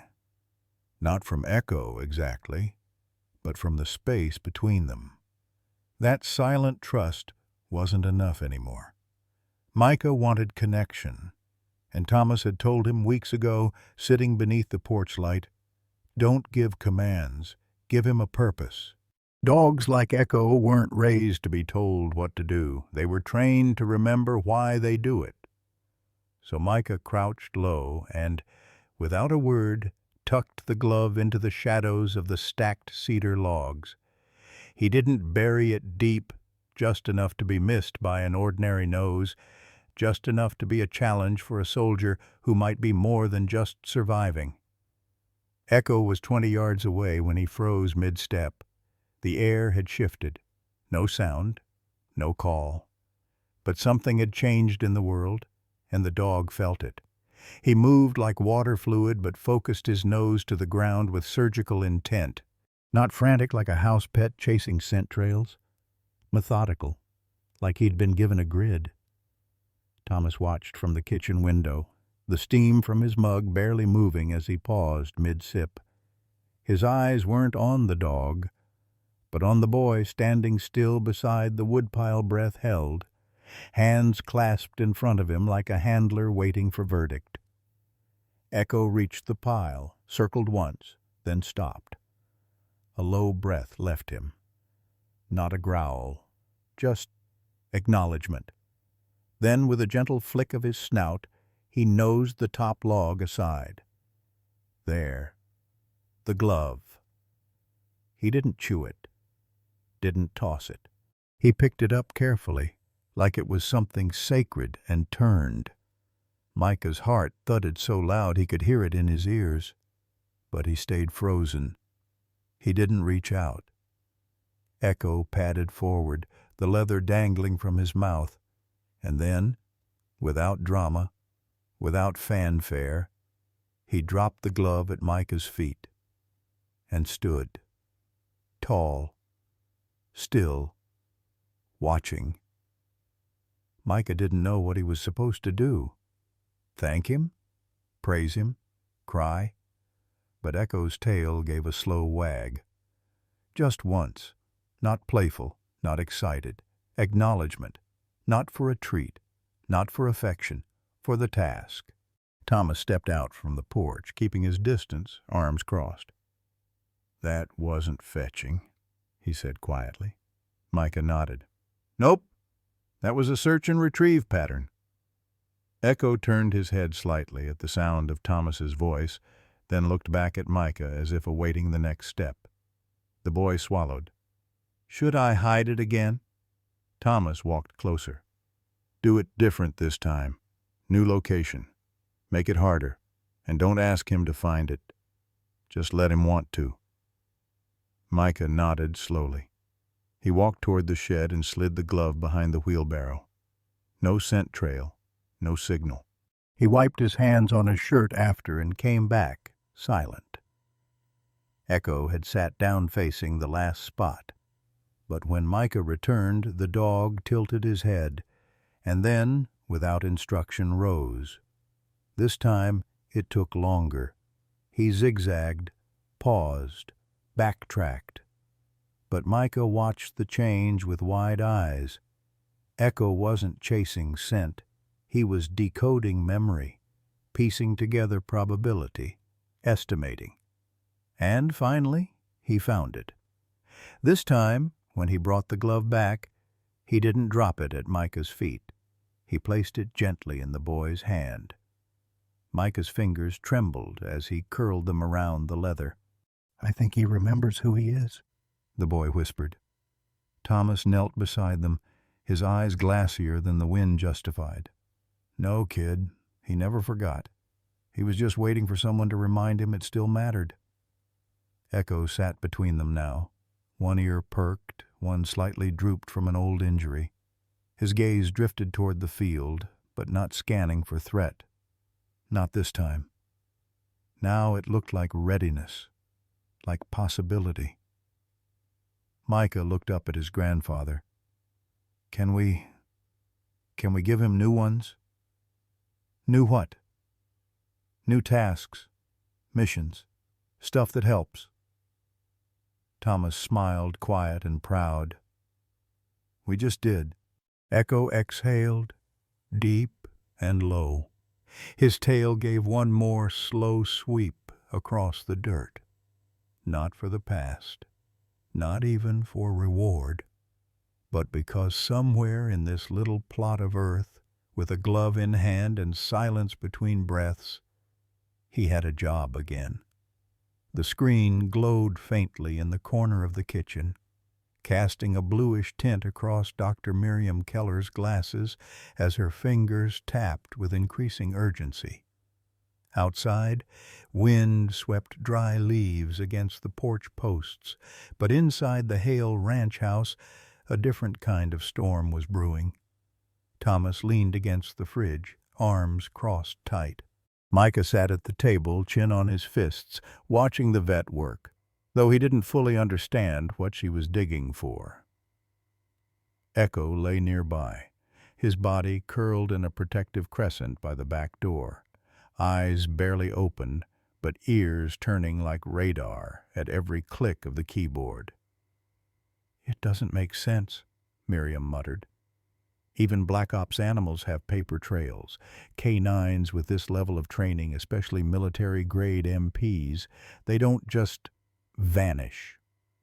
She pulled up a document. A blurred scan of a Form 1 Thomas recognized immediately. Standard Canine Service File. SGT Echo, MP 214A. DOB, March 1st. Breed, German Shepherd. Handler, classified. Status, active. Deployment, confidential discharge. Date, then nothing. The last timestamp on the log was dated nearly 2 years ago, and then 6 full months of silence until a sudden property transfer to a livestock holding facility in Texas. "Wait," Thomas said, stepping forward. "Livestock? Not even a government kennel?" "Nope." Miriam scrolled, jaw tightening. "Transferred as surplus equipment. No handler request, no pension support, just reclassified and dumped." Micah blinked. "They treated him like a tool." Miriam didn't look up. "Worse. A weapon with no serial number." Thomas's knuckles turned white against the countertop. His marine instincts flared combat calm mixed with rising heat. He'd seen cover-ups before, buried bodies, lost names. But this? A living creature, a soldier. He stepped closer. "Who signed off?" Miriam hesitated. "That's where it gets murky." She tapped again. A new window opened. A contract agreement with heavy redactions. But one line hadn't been scrubbed thoroughly enough. Harrison Canine Security Group. Thomas inhaled sharply. His eyes narrowed. "You've got to be kidding me." Micah looked between them. "What's that?" Miriam answered carefully. "Private contractor. Supposedly trains police and military dogs, but they've had allegations, unofficial ones. Experimental behavioral conditioning, psychological shaping through trauma." Micah's brow furrowed. "Like herding dogs to make them mean?" Miriam didn't answer right away. Thomas did. "Yes?" The word dropped like iron. He pushed off the counter and started pacing. Harrison used to pitch their dogs as combat optimized. Said the military's methods were too soft. They offered results. Rapid response, high obedience, no hesitation. But at what cost? Miriam added quietly. The glow of the screen reflected off Echo's eyes now. He hadn't moved, but he was watching. Not the screen. Them. He knew. Micah reached down slowly, fingers brushing Echo's fur. Is that why he growls at kits? At doors slamming? Miriam nodded. Those are symptoms of conditioning trauma. You force an animal into extreme stress situations repeatedly. You get results. But you break something to get them. Thomas stopped pacing. 6 months, he said. That's enough time to reprogram a soldier. Miriam turned the laptop slightly, revealing a side memo embedded in the transfer file. There's a note here internal. Says something about reconditioning failure. No details. Micah whispered. They tried to change who he was, and when he wouldn't, they threw him away. Silence settled over the room. Echo let out a long breath through his nose. Not quite a sigh, but not peace either. Miriam reached over and gently closed the laptop. I can try to dig deeper, she said, but if this was off book, there's only so far I can go before red flags start waving back at me. Thomas nodded. We'll find another way. Micah didn't look up. His hand was still in Echo's fur. They didn't break him. Thomas looked at the boy, at the dog. No, he said, but someone's going to answer for trying. Echo's tail twitched once, like a signal received. The late afternoon light slanted through the blinds, striping the living room in faded amber and dust. Echo lay by the wood-burning stove, his flank rising slow and steady. The room was quiet, but tension pulsed beneath the silence, like a tripwire strung across memory. Isaac Williams stood by the fireplace, arms crossed, eyes distant. The former Marine had the posture of a man still halfway in uniform, shoulders back, boots still polished, pain neatly tucked behind purpose. He looked at Echo the way soldiers look at others who've seen too much. He wasn't discharged, Isaac said at last. He was discarded. Thomas didn't speak. He just stared at the ground, jaw locked. Micah sat on the stairs, knees drawn to his chest. But why? His voice cracked. He did his job, right? Isaac nodded slowly. Too well.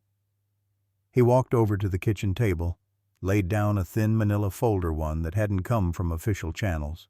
Unofficial reports from guys I trust. Echo wasn't retired due to injury or age. He was rerouted off the books to Harrison K-9's reconditioning program. Micah looked confused. Like rehab? Isaac shook his head. No, kid. The opposite. He flipped the folder open. Inside, a few blurry photos, notes typed in terse military shorthand, and one stark document with the words Behavioral Modification Protocol, Phase 3, Aggression Amplification. Thomas took a step forward. His eyes scanned the page, shoulders rising.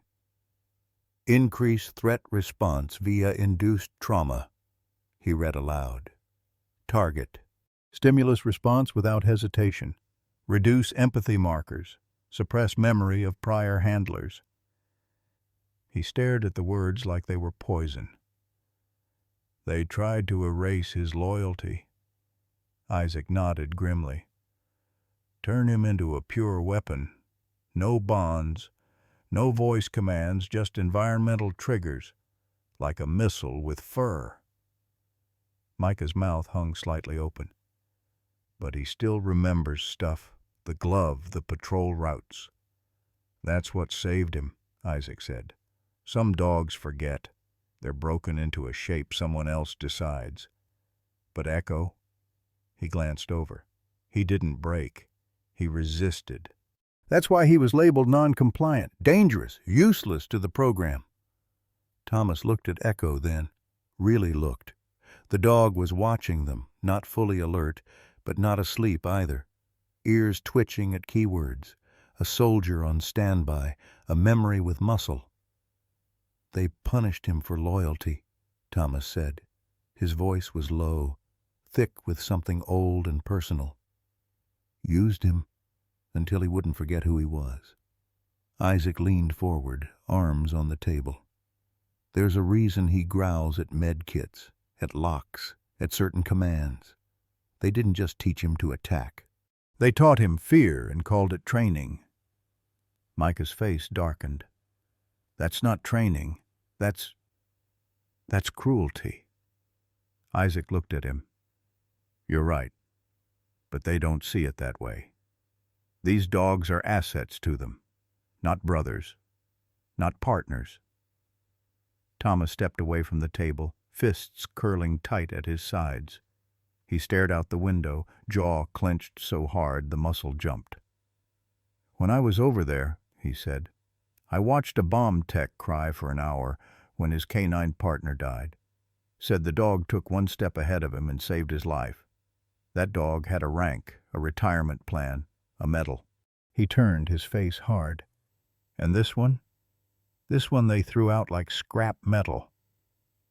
Isaac didn't reply. The truth didn't need a response. Thomas exhaled, shaking his head. How many others? I don't know.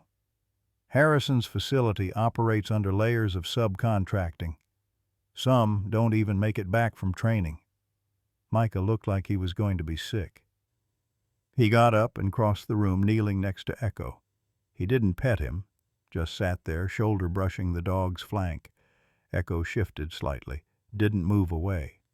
Micah whispered, I don't care what they did, you're still Echo. The dog's tail thudded once, soft but sure. A silence settled, heavy as fog. Finally Thomas turned back to Isaac. What do we do with this? Isaac's eyes didn't flinch. We document, we gather, and if you're willing, we start a case. A case against the DOD? A case against the program that failed him. We don't aim to burn everything down, just the part that forgot what loyalty costs. Thomas looked to the boy, then to the dog. He nodded. Then he said the one phrase he hadn't used in years but once commanded men with. Let's get to work. And from the floor, Echo lifted his head. A beat, a breath. A dog who had no words but heard everything that mattered. The kitchen was still, the kind of stillness that didn't come from quiet, but from something heavier. A weight in the air that pressed down on everyone's chest and dared them to speak too loud.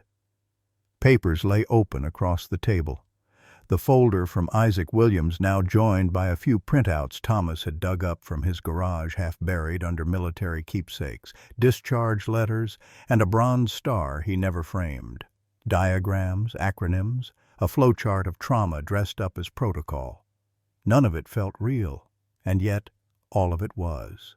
Echo lay near the doorway, one paw folded over the other. His breathing was slow, controlled.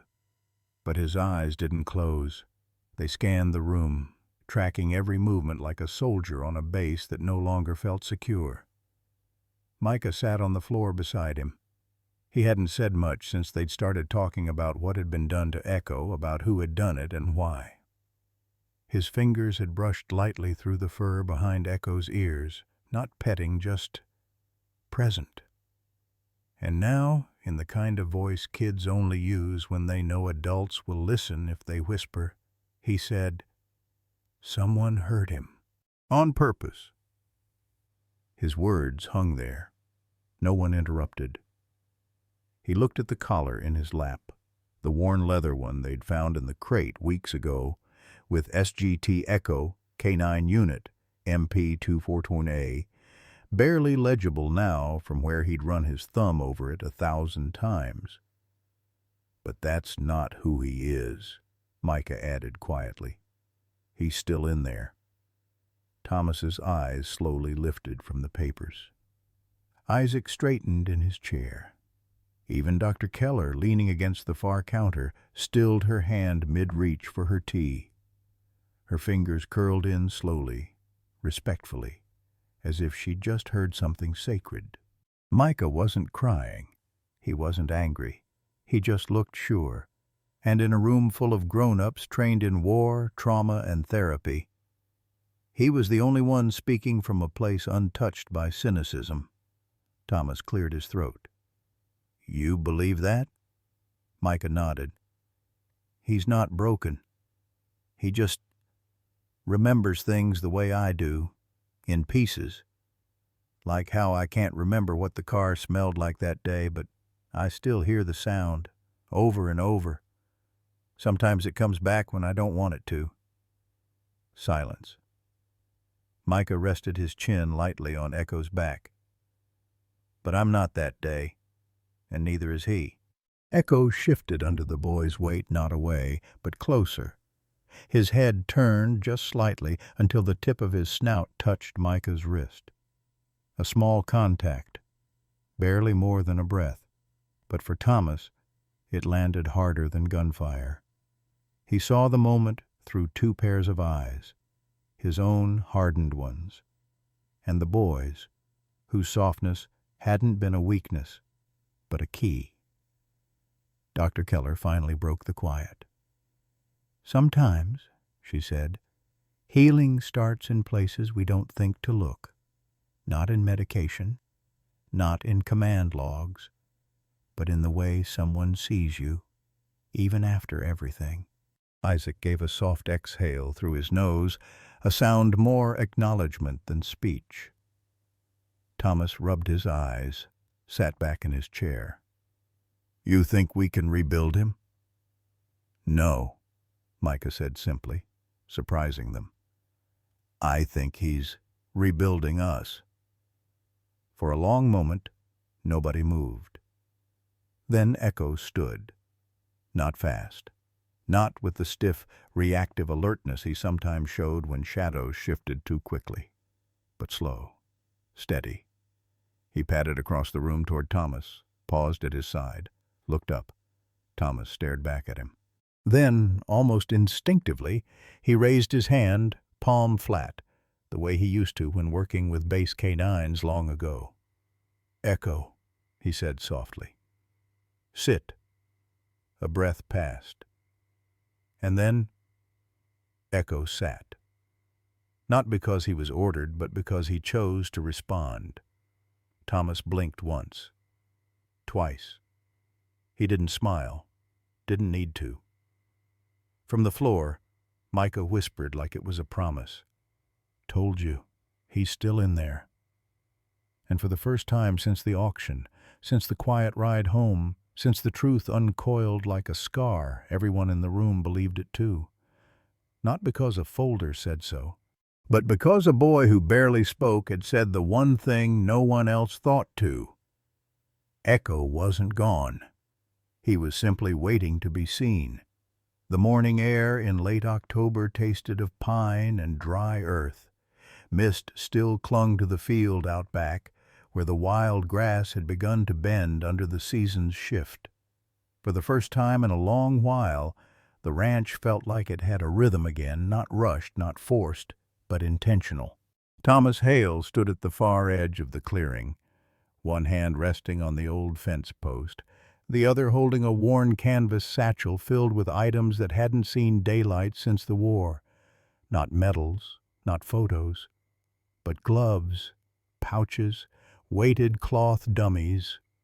He'd used these exact tools when training green handlers on base, except this time the one being trained had stripes of silver in his fur and battle in his bones.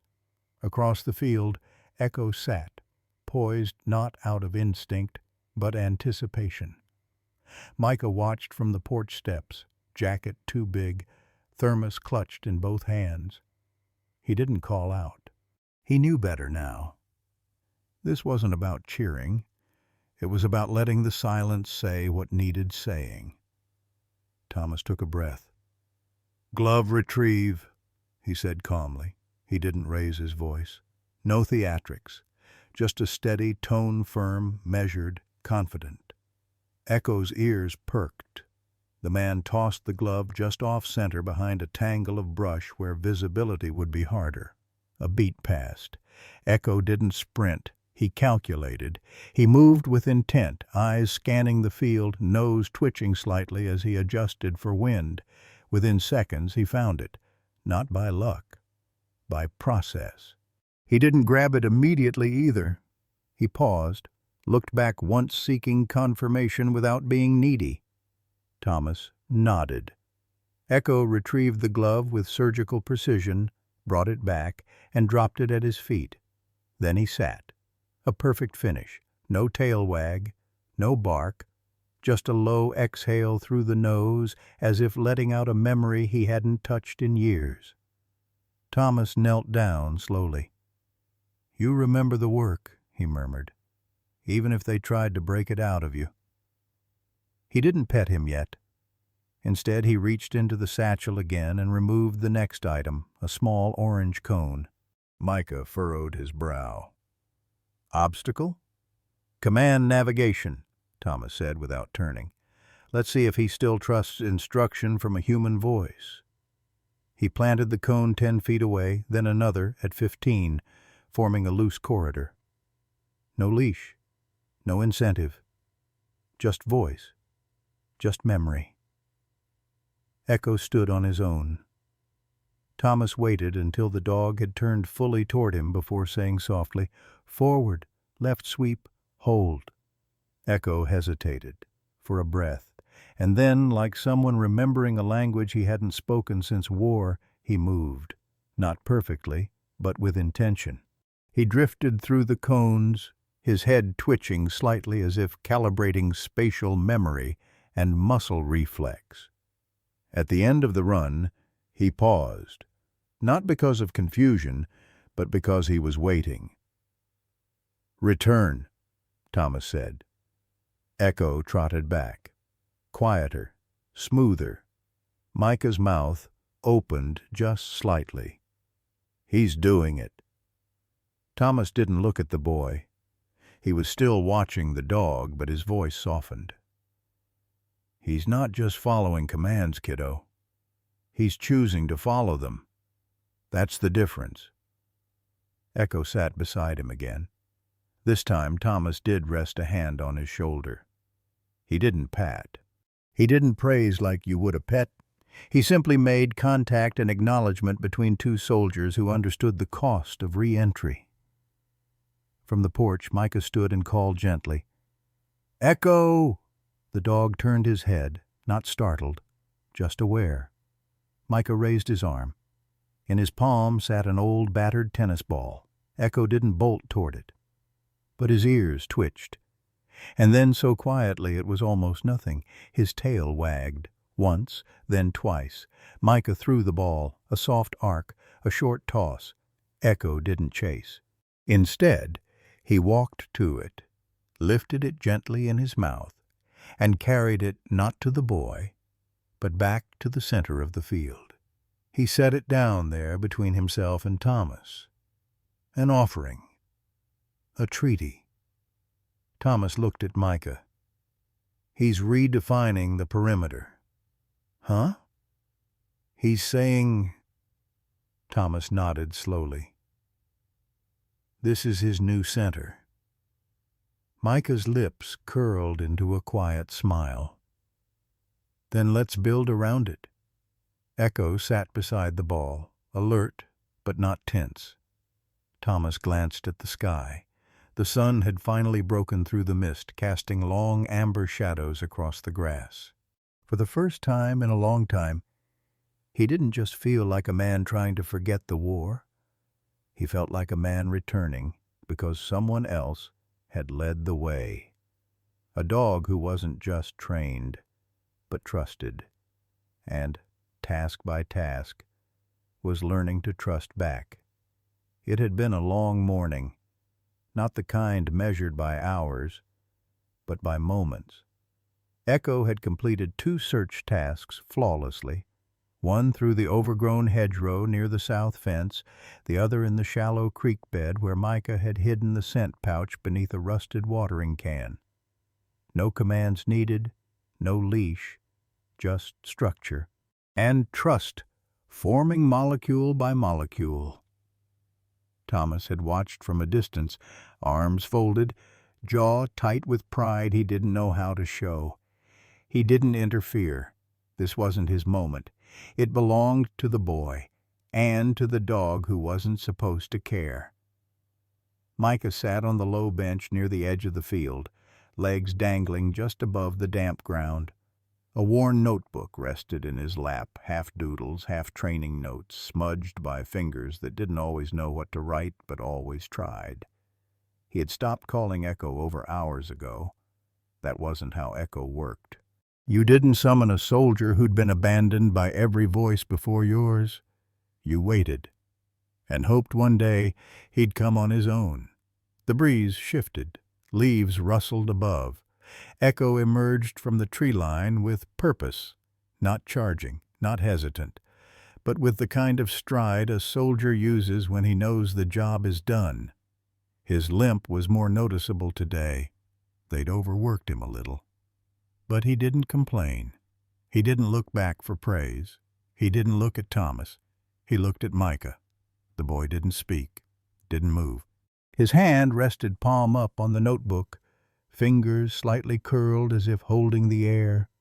His heart thumped against his ribs, not in fear, but in the fragile hope that maybe, just maybe, today was different. Echo approached slowly. 2 steps. 3.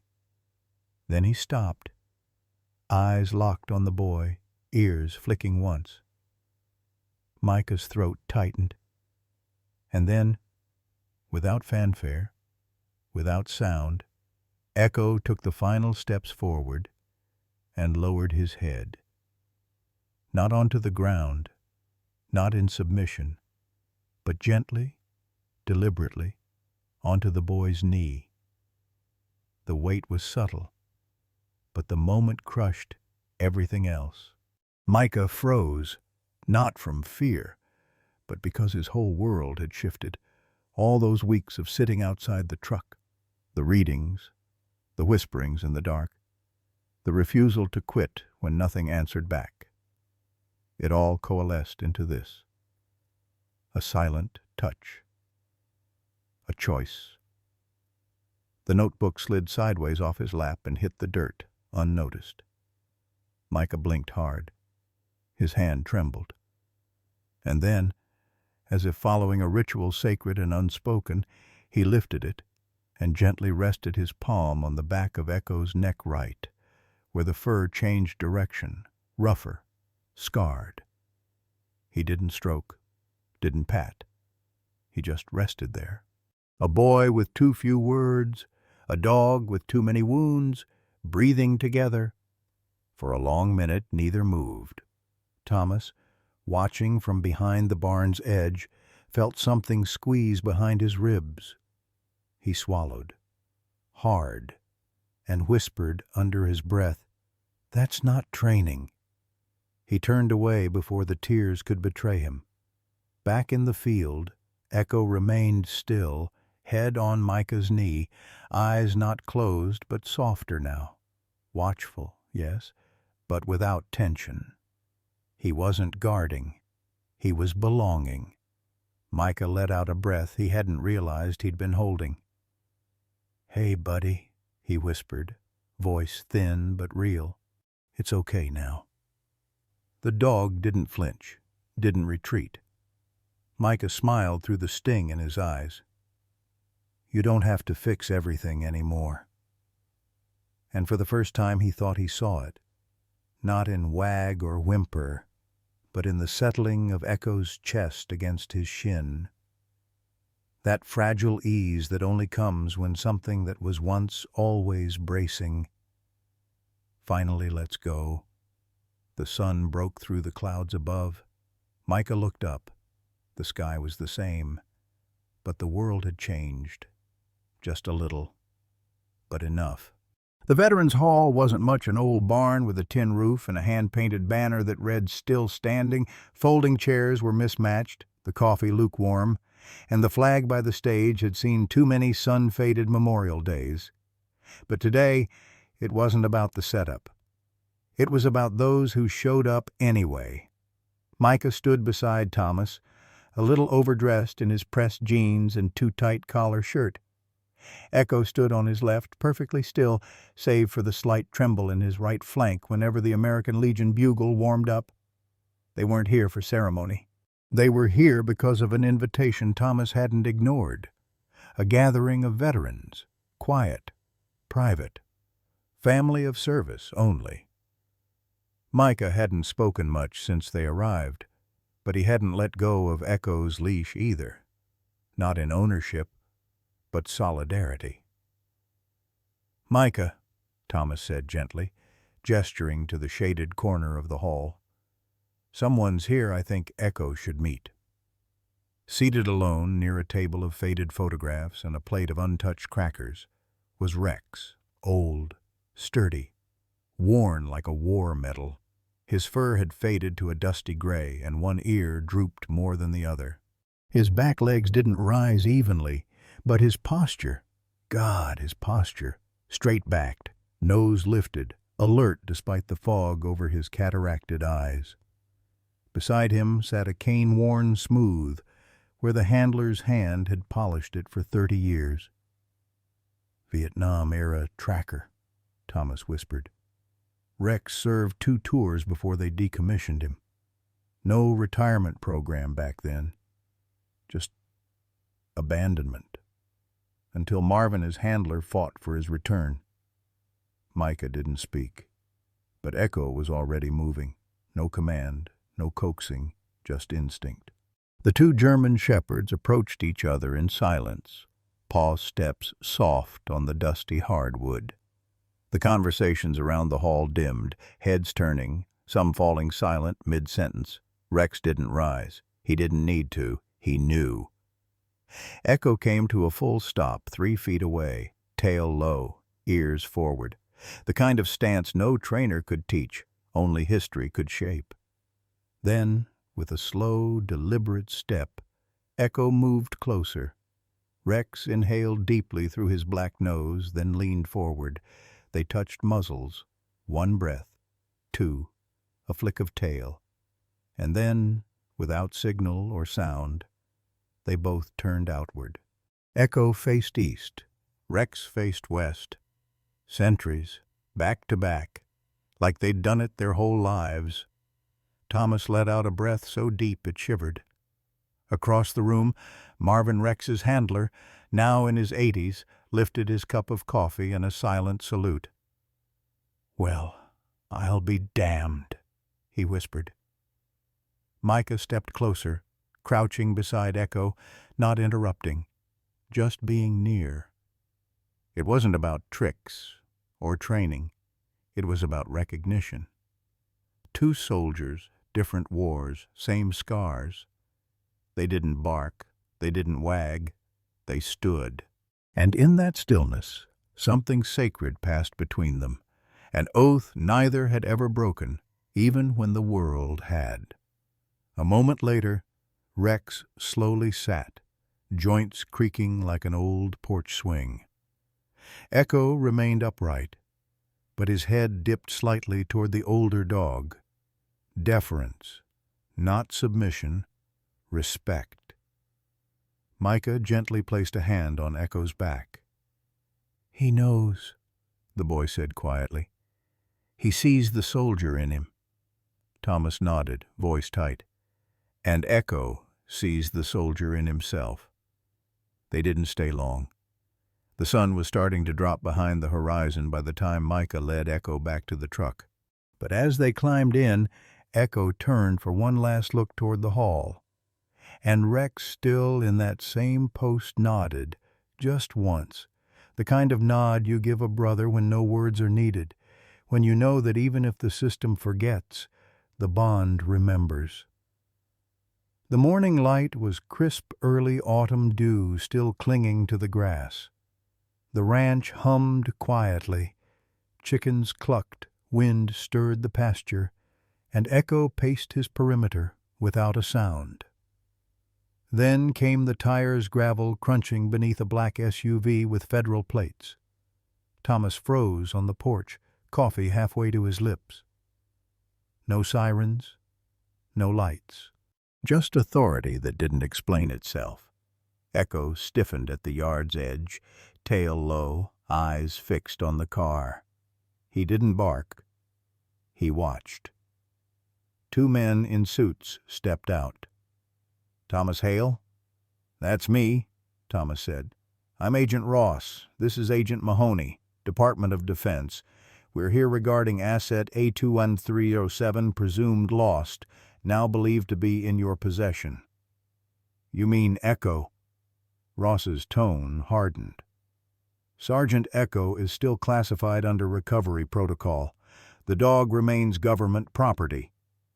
Thomas's voice turned to gravel. "He's not property. He's a soldier." "He's dangerous," Ross pressed. "Part of an aggression program not cleared for civilian integration." Thomas stepped down from the porch.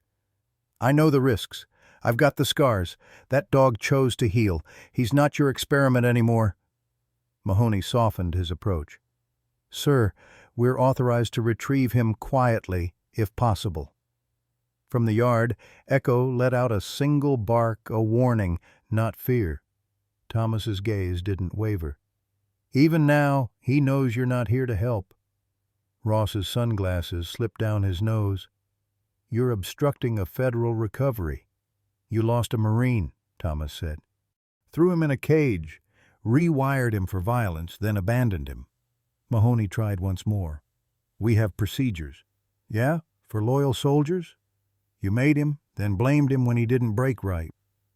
Micah appeared beside Echo, one hand on the shepherd's back. "He's not going anywhere." Ross exhaled, frustrated. "This isn't over." Thomas nodded. "No, it's not." The SUV backed out, leaving only dust and the certainty they'd return. Micah turned to his grandfather. "They'll come back, won't they?" "Probably, but next time they won't be asking." Echo stood tall at the gate calm, ready. "They may own his file," Thomas said, resting a hand on Micah's shoulder. "But they'll never own his soul." That night, the ranch felt heavy with what had passed. Thomas stared at the kitchen floor, hands braced on the counter. Micah stayed near Echo, the dog still and alert beside him. A knock broke the quiet, firm, deliberate. Thomas opened the door a crack. Ross stood alone, holding a clipboard. "I left something," he said, and offered the document. "You might want to read this. It's off the record." Thomas took it. Ross turned and walked into the night without another word. Inside, Thomas unfolded the paper. It wasn't a file, it was a letter, dated 5 years ago, to whom it may concern, should he be found. Thomas didn't read the rest. Micah and Echo were already at the doorway, framed by sunlight and dust. Micah spoke softly, steady. "He's not a weapon. He's with us now." Thomas folded the letter. The truth wasn't in the paper. It was there, in boy and dog standing as one. "You're right, kid," Thomas said. "They trained him to break things, but he chose to protect instead." The breeze stirred the wind chimes, and for a moment the only sound was peace. Thomas didn't sleep. He documented everything. Dates, names, violations. Echo lay by the door, settled as if Micah's words had anchored him. By dawn, they came again. New faces, suits, smiles that didn't reach their eyes. Director Lang spoke first. "We're not here to take the animal.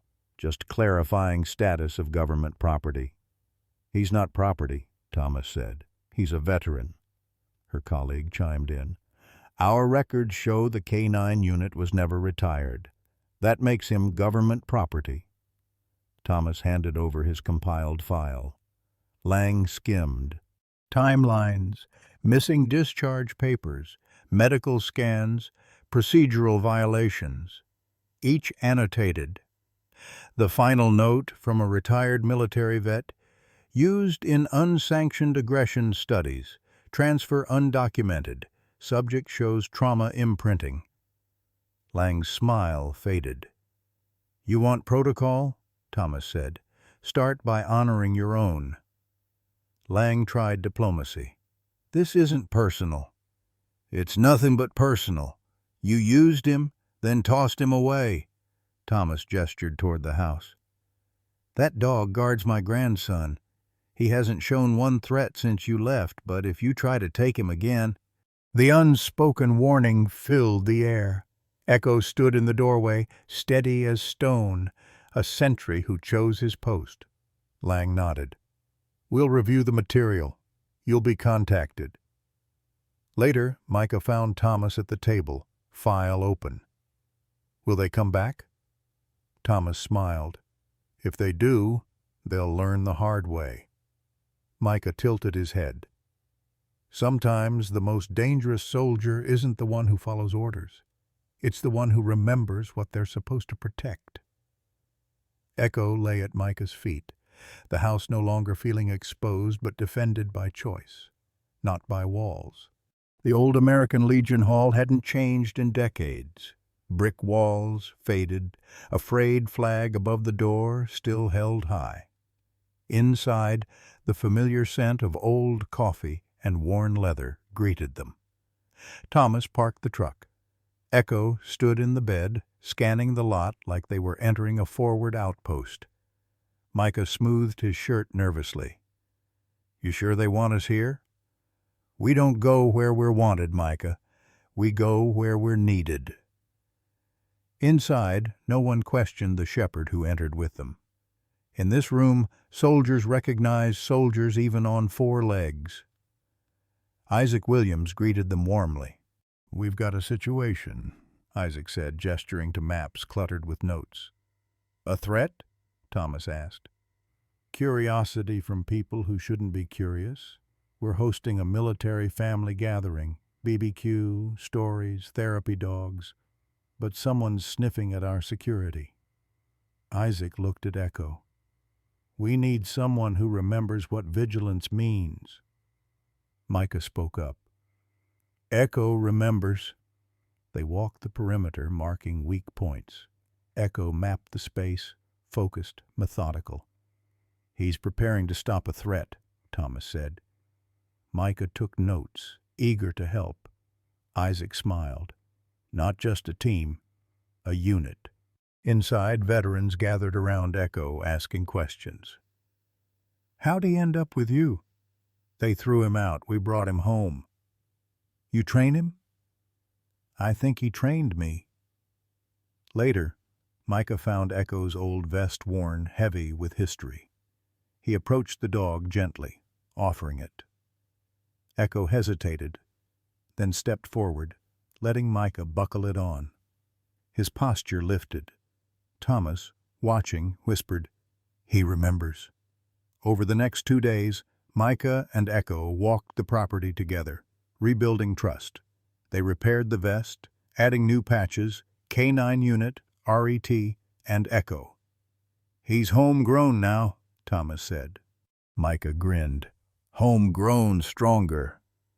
On the event day, the field was set flags, tents, families. Echo leapt down from the truck, vest snug, eyes sharp. They joined other dogs, a lab missing an eye, a scarred Malinois, older shepherds. The handlers stood tall, some limping, all proud. Micah asked, Do we just join?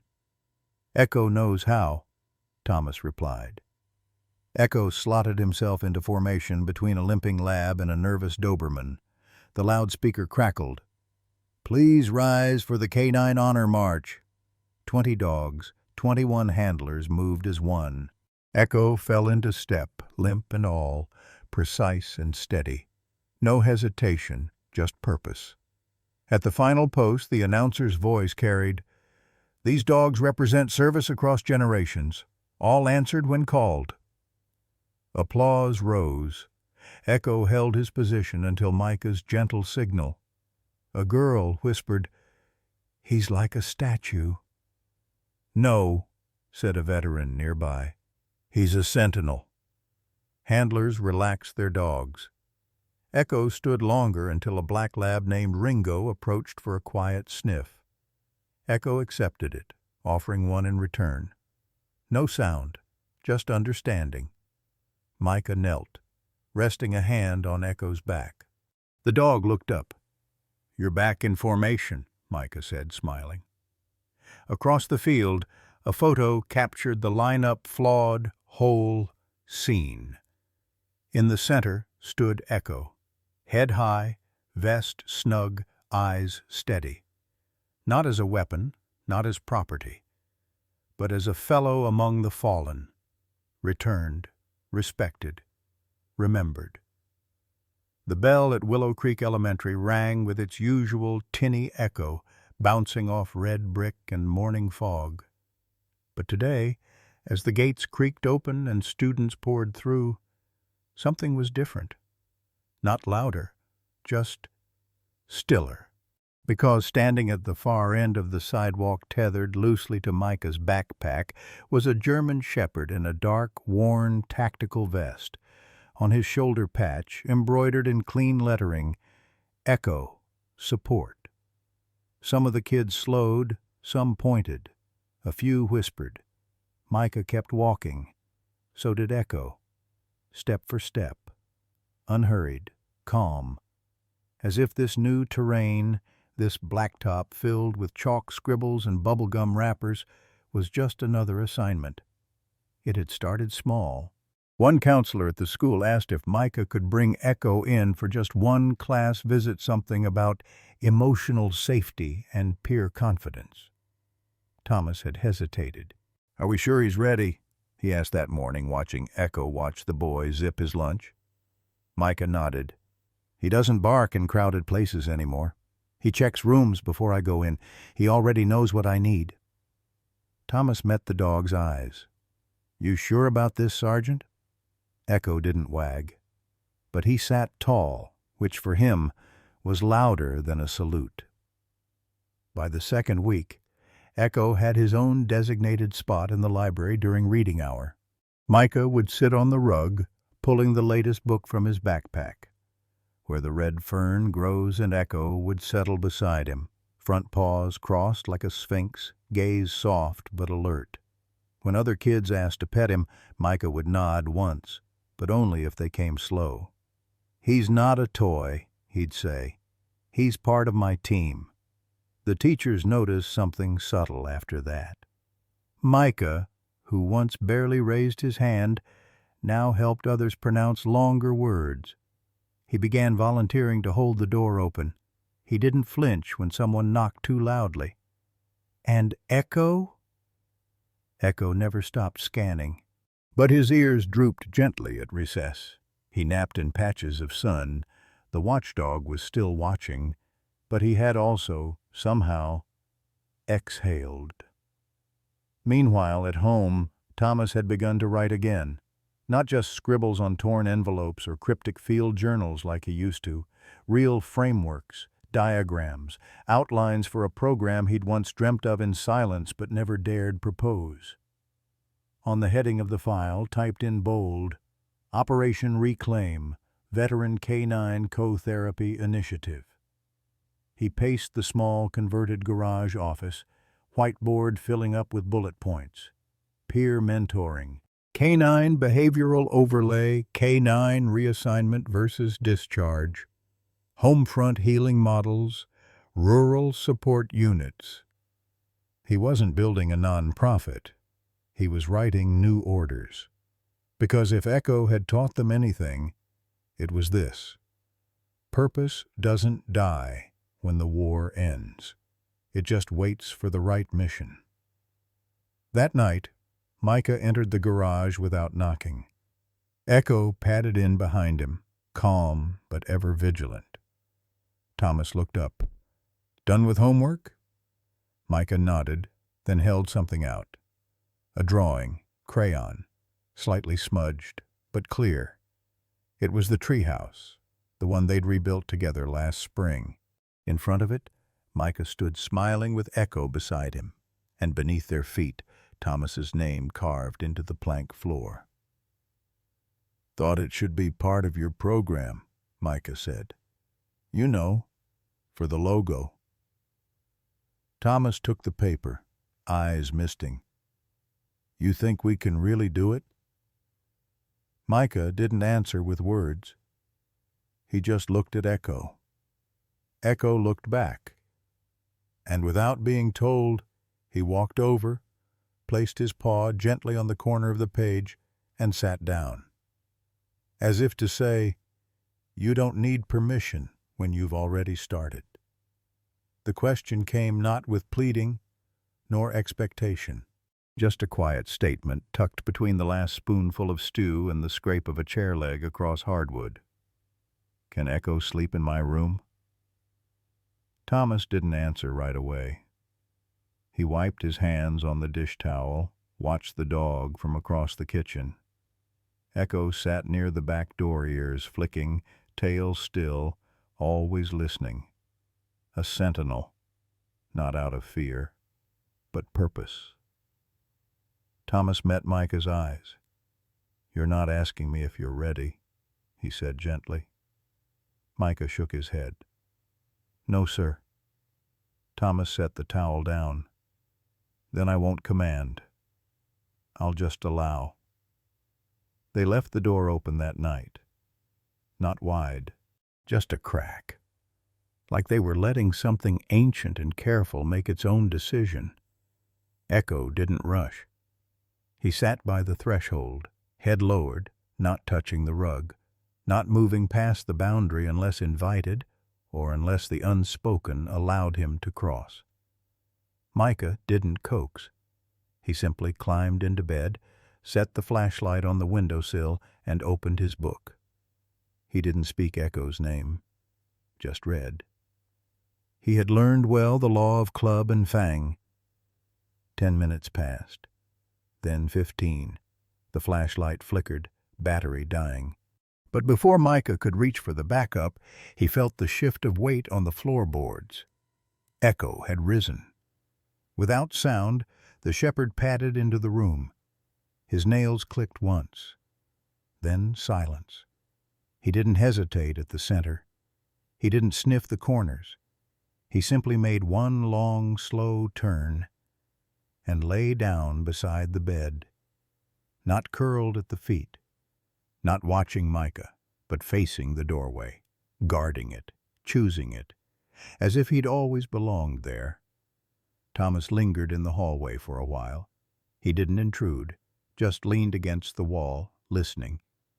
He could hear the breath of the boy, and below it, the deeper, steady rhythm of the dog. He didn't cry, but something softened in his chest, like a ribbon untying after years of being pulled too tight, because Echo hadn't been ordered, hadn't been trained into it. No command had been given, and still. He stayed. Later that night, thunder rolled low across the fields. A summer storm, early, brushing the ranch with gusts of wind and sudden cracks of sky. Micah stirred but didn't wake. The flash came, then the sound, then the hush, and in that hush, Echo stood. He didn't bark, didn't growl. He walked to the window and stared out, tail lifted, posture tall, then returned to his post by the door. Because for the first time in years, not in cages, not in kennels, not in crate auctions, he'd chosen a family, not orders, not missions, just a boy, and a threshold worth guarding. The plaque was small, just brass, weathered, bolted to an old cedar post near the front steps right, where the porch met the field. No ceremony, no ribbon, just quietly installed one morning after a slow sunrise. He didn't forget who he was. He remembered us instead. Thomas had carved the letters himself. Not because they needed permanence, but because they needed weight, something solid to hold all that couldn't be said. That morning the air was still. No chores yet, no mail, no movement, but the slow sway of grass in the wind. Micah sat on the porch swing, knees curled beneath him, a paperback tucked to his side, dog-eared and worn. The call of the wild. The last chapter always made him stop, not out of sadness, out of something older, something deeper. He didn't need to read it again, because the ending had already unfolded here. Beside him, Echo sat, not stiff, not on guard, but upright, tail brushing the planks, eyes soft in the glow of morning. At his other side, Thomas leaned back in the chair he'd made when Micah was a baby. One hand rested on his cane, the other held nothing but time. They didn't speak. They didn't need to. Echo didn't watch the road anymore. Not like he used to, eyes tracing every car, every shape, every silhouette like it might be danger. Now he just watched the boy, and sometimes the man, and sometimes the trees, like a soldier learning how to rest in peacetime. Not because war had left, but because he wasn't carrying it alone anymore. Thomas glanced down. "You know," he said quietly, "some bells crack. Doesn't mean they're useless. Just means they've been struck hard enough to matter." Micah looked up. "Like Echo?" Thomas smiled faintly. "Like Echo. Like us." The shepherd's ears twitched. He didn't move, but his tail brushed the floorboards once. A slow, steady rhythm. Later that day, a neighbor passed by. She was new, didn't know the whole story, just waved, admired the dog, complimented his posture. "Yours?" she asked Thomas. The old Marine glanced at Micah. The boy smiled. "No," he said softly. "We're his." That night after dinner, Echo didn't go to the door. He didn't do his perimeter. Instead, he lay down at the foot of Micah's bed again. No ritual, no hesitation. Thomas stood in the doorway, watching. Echo blinked slowly, met his eyes, and for the first time, Thomas didn't see a dog built for command. He saw a soul that had endured command and chosen connection instead. They would tell stories later, to others, to classrooms, to veterans, to the forgotten. About a dog with no file, a soldier with no rank, a bell that had been struck too hard and somehow didn't shatter. But here, in this moment, there was no lesson. Just a boy, a grandfather, and a shepherd who didn't need a leash to stay. Because home wasn't something you were assigned. It was something you chose, and something that chose you back. In a world that often moves too fast to notice the quiet ones, stories like Echo's remind us why we must slow down and listen. He wasn't just a dog. He was a survivor of things no creature should have endured, a symbol of loyalty not broken by cruelty, and a reflection of the resilience found in both animals and the humans who choose to love them. German shepherds like Echo are more than working dogs. They are protectors, healers, silent witnesses to both pain and recovery. They carry history in their eyes and hope in their footsteps. This story isn't just about a boy, a veteran, and a forgotten K9. It's about the redemptive power of connection, of being seen not for what's been done to you, but for what still lives inside you. May this story encourage us to look beyond scars, whether on skin or spirit, and recognize the worth that remains. Every life, no matter how wounded, deserves a second chance. Sometimes healing starts not with words, but with a single look or a paw resting quietly beside your own. Because some bonds aren't trained, they're chosen, and they change everything.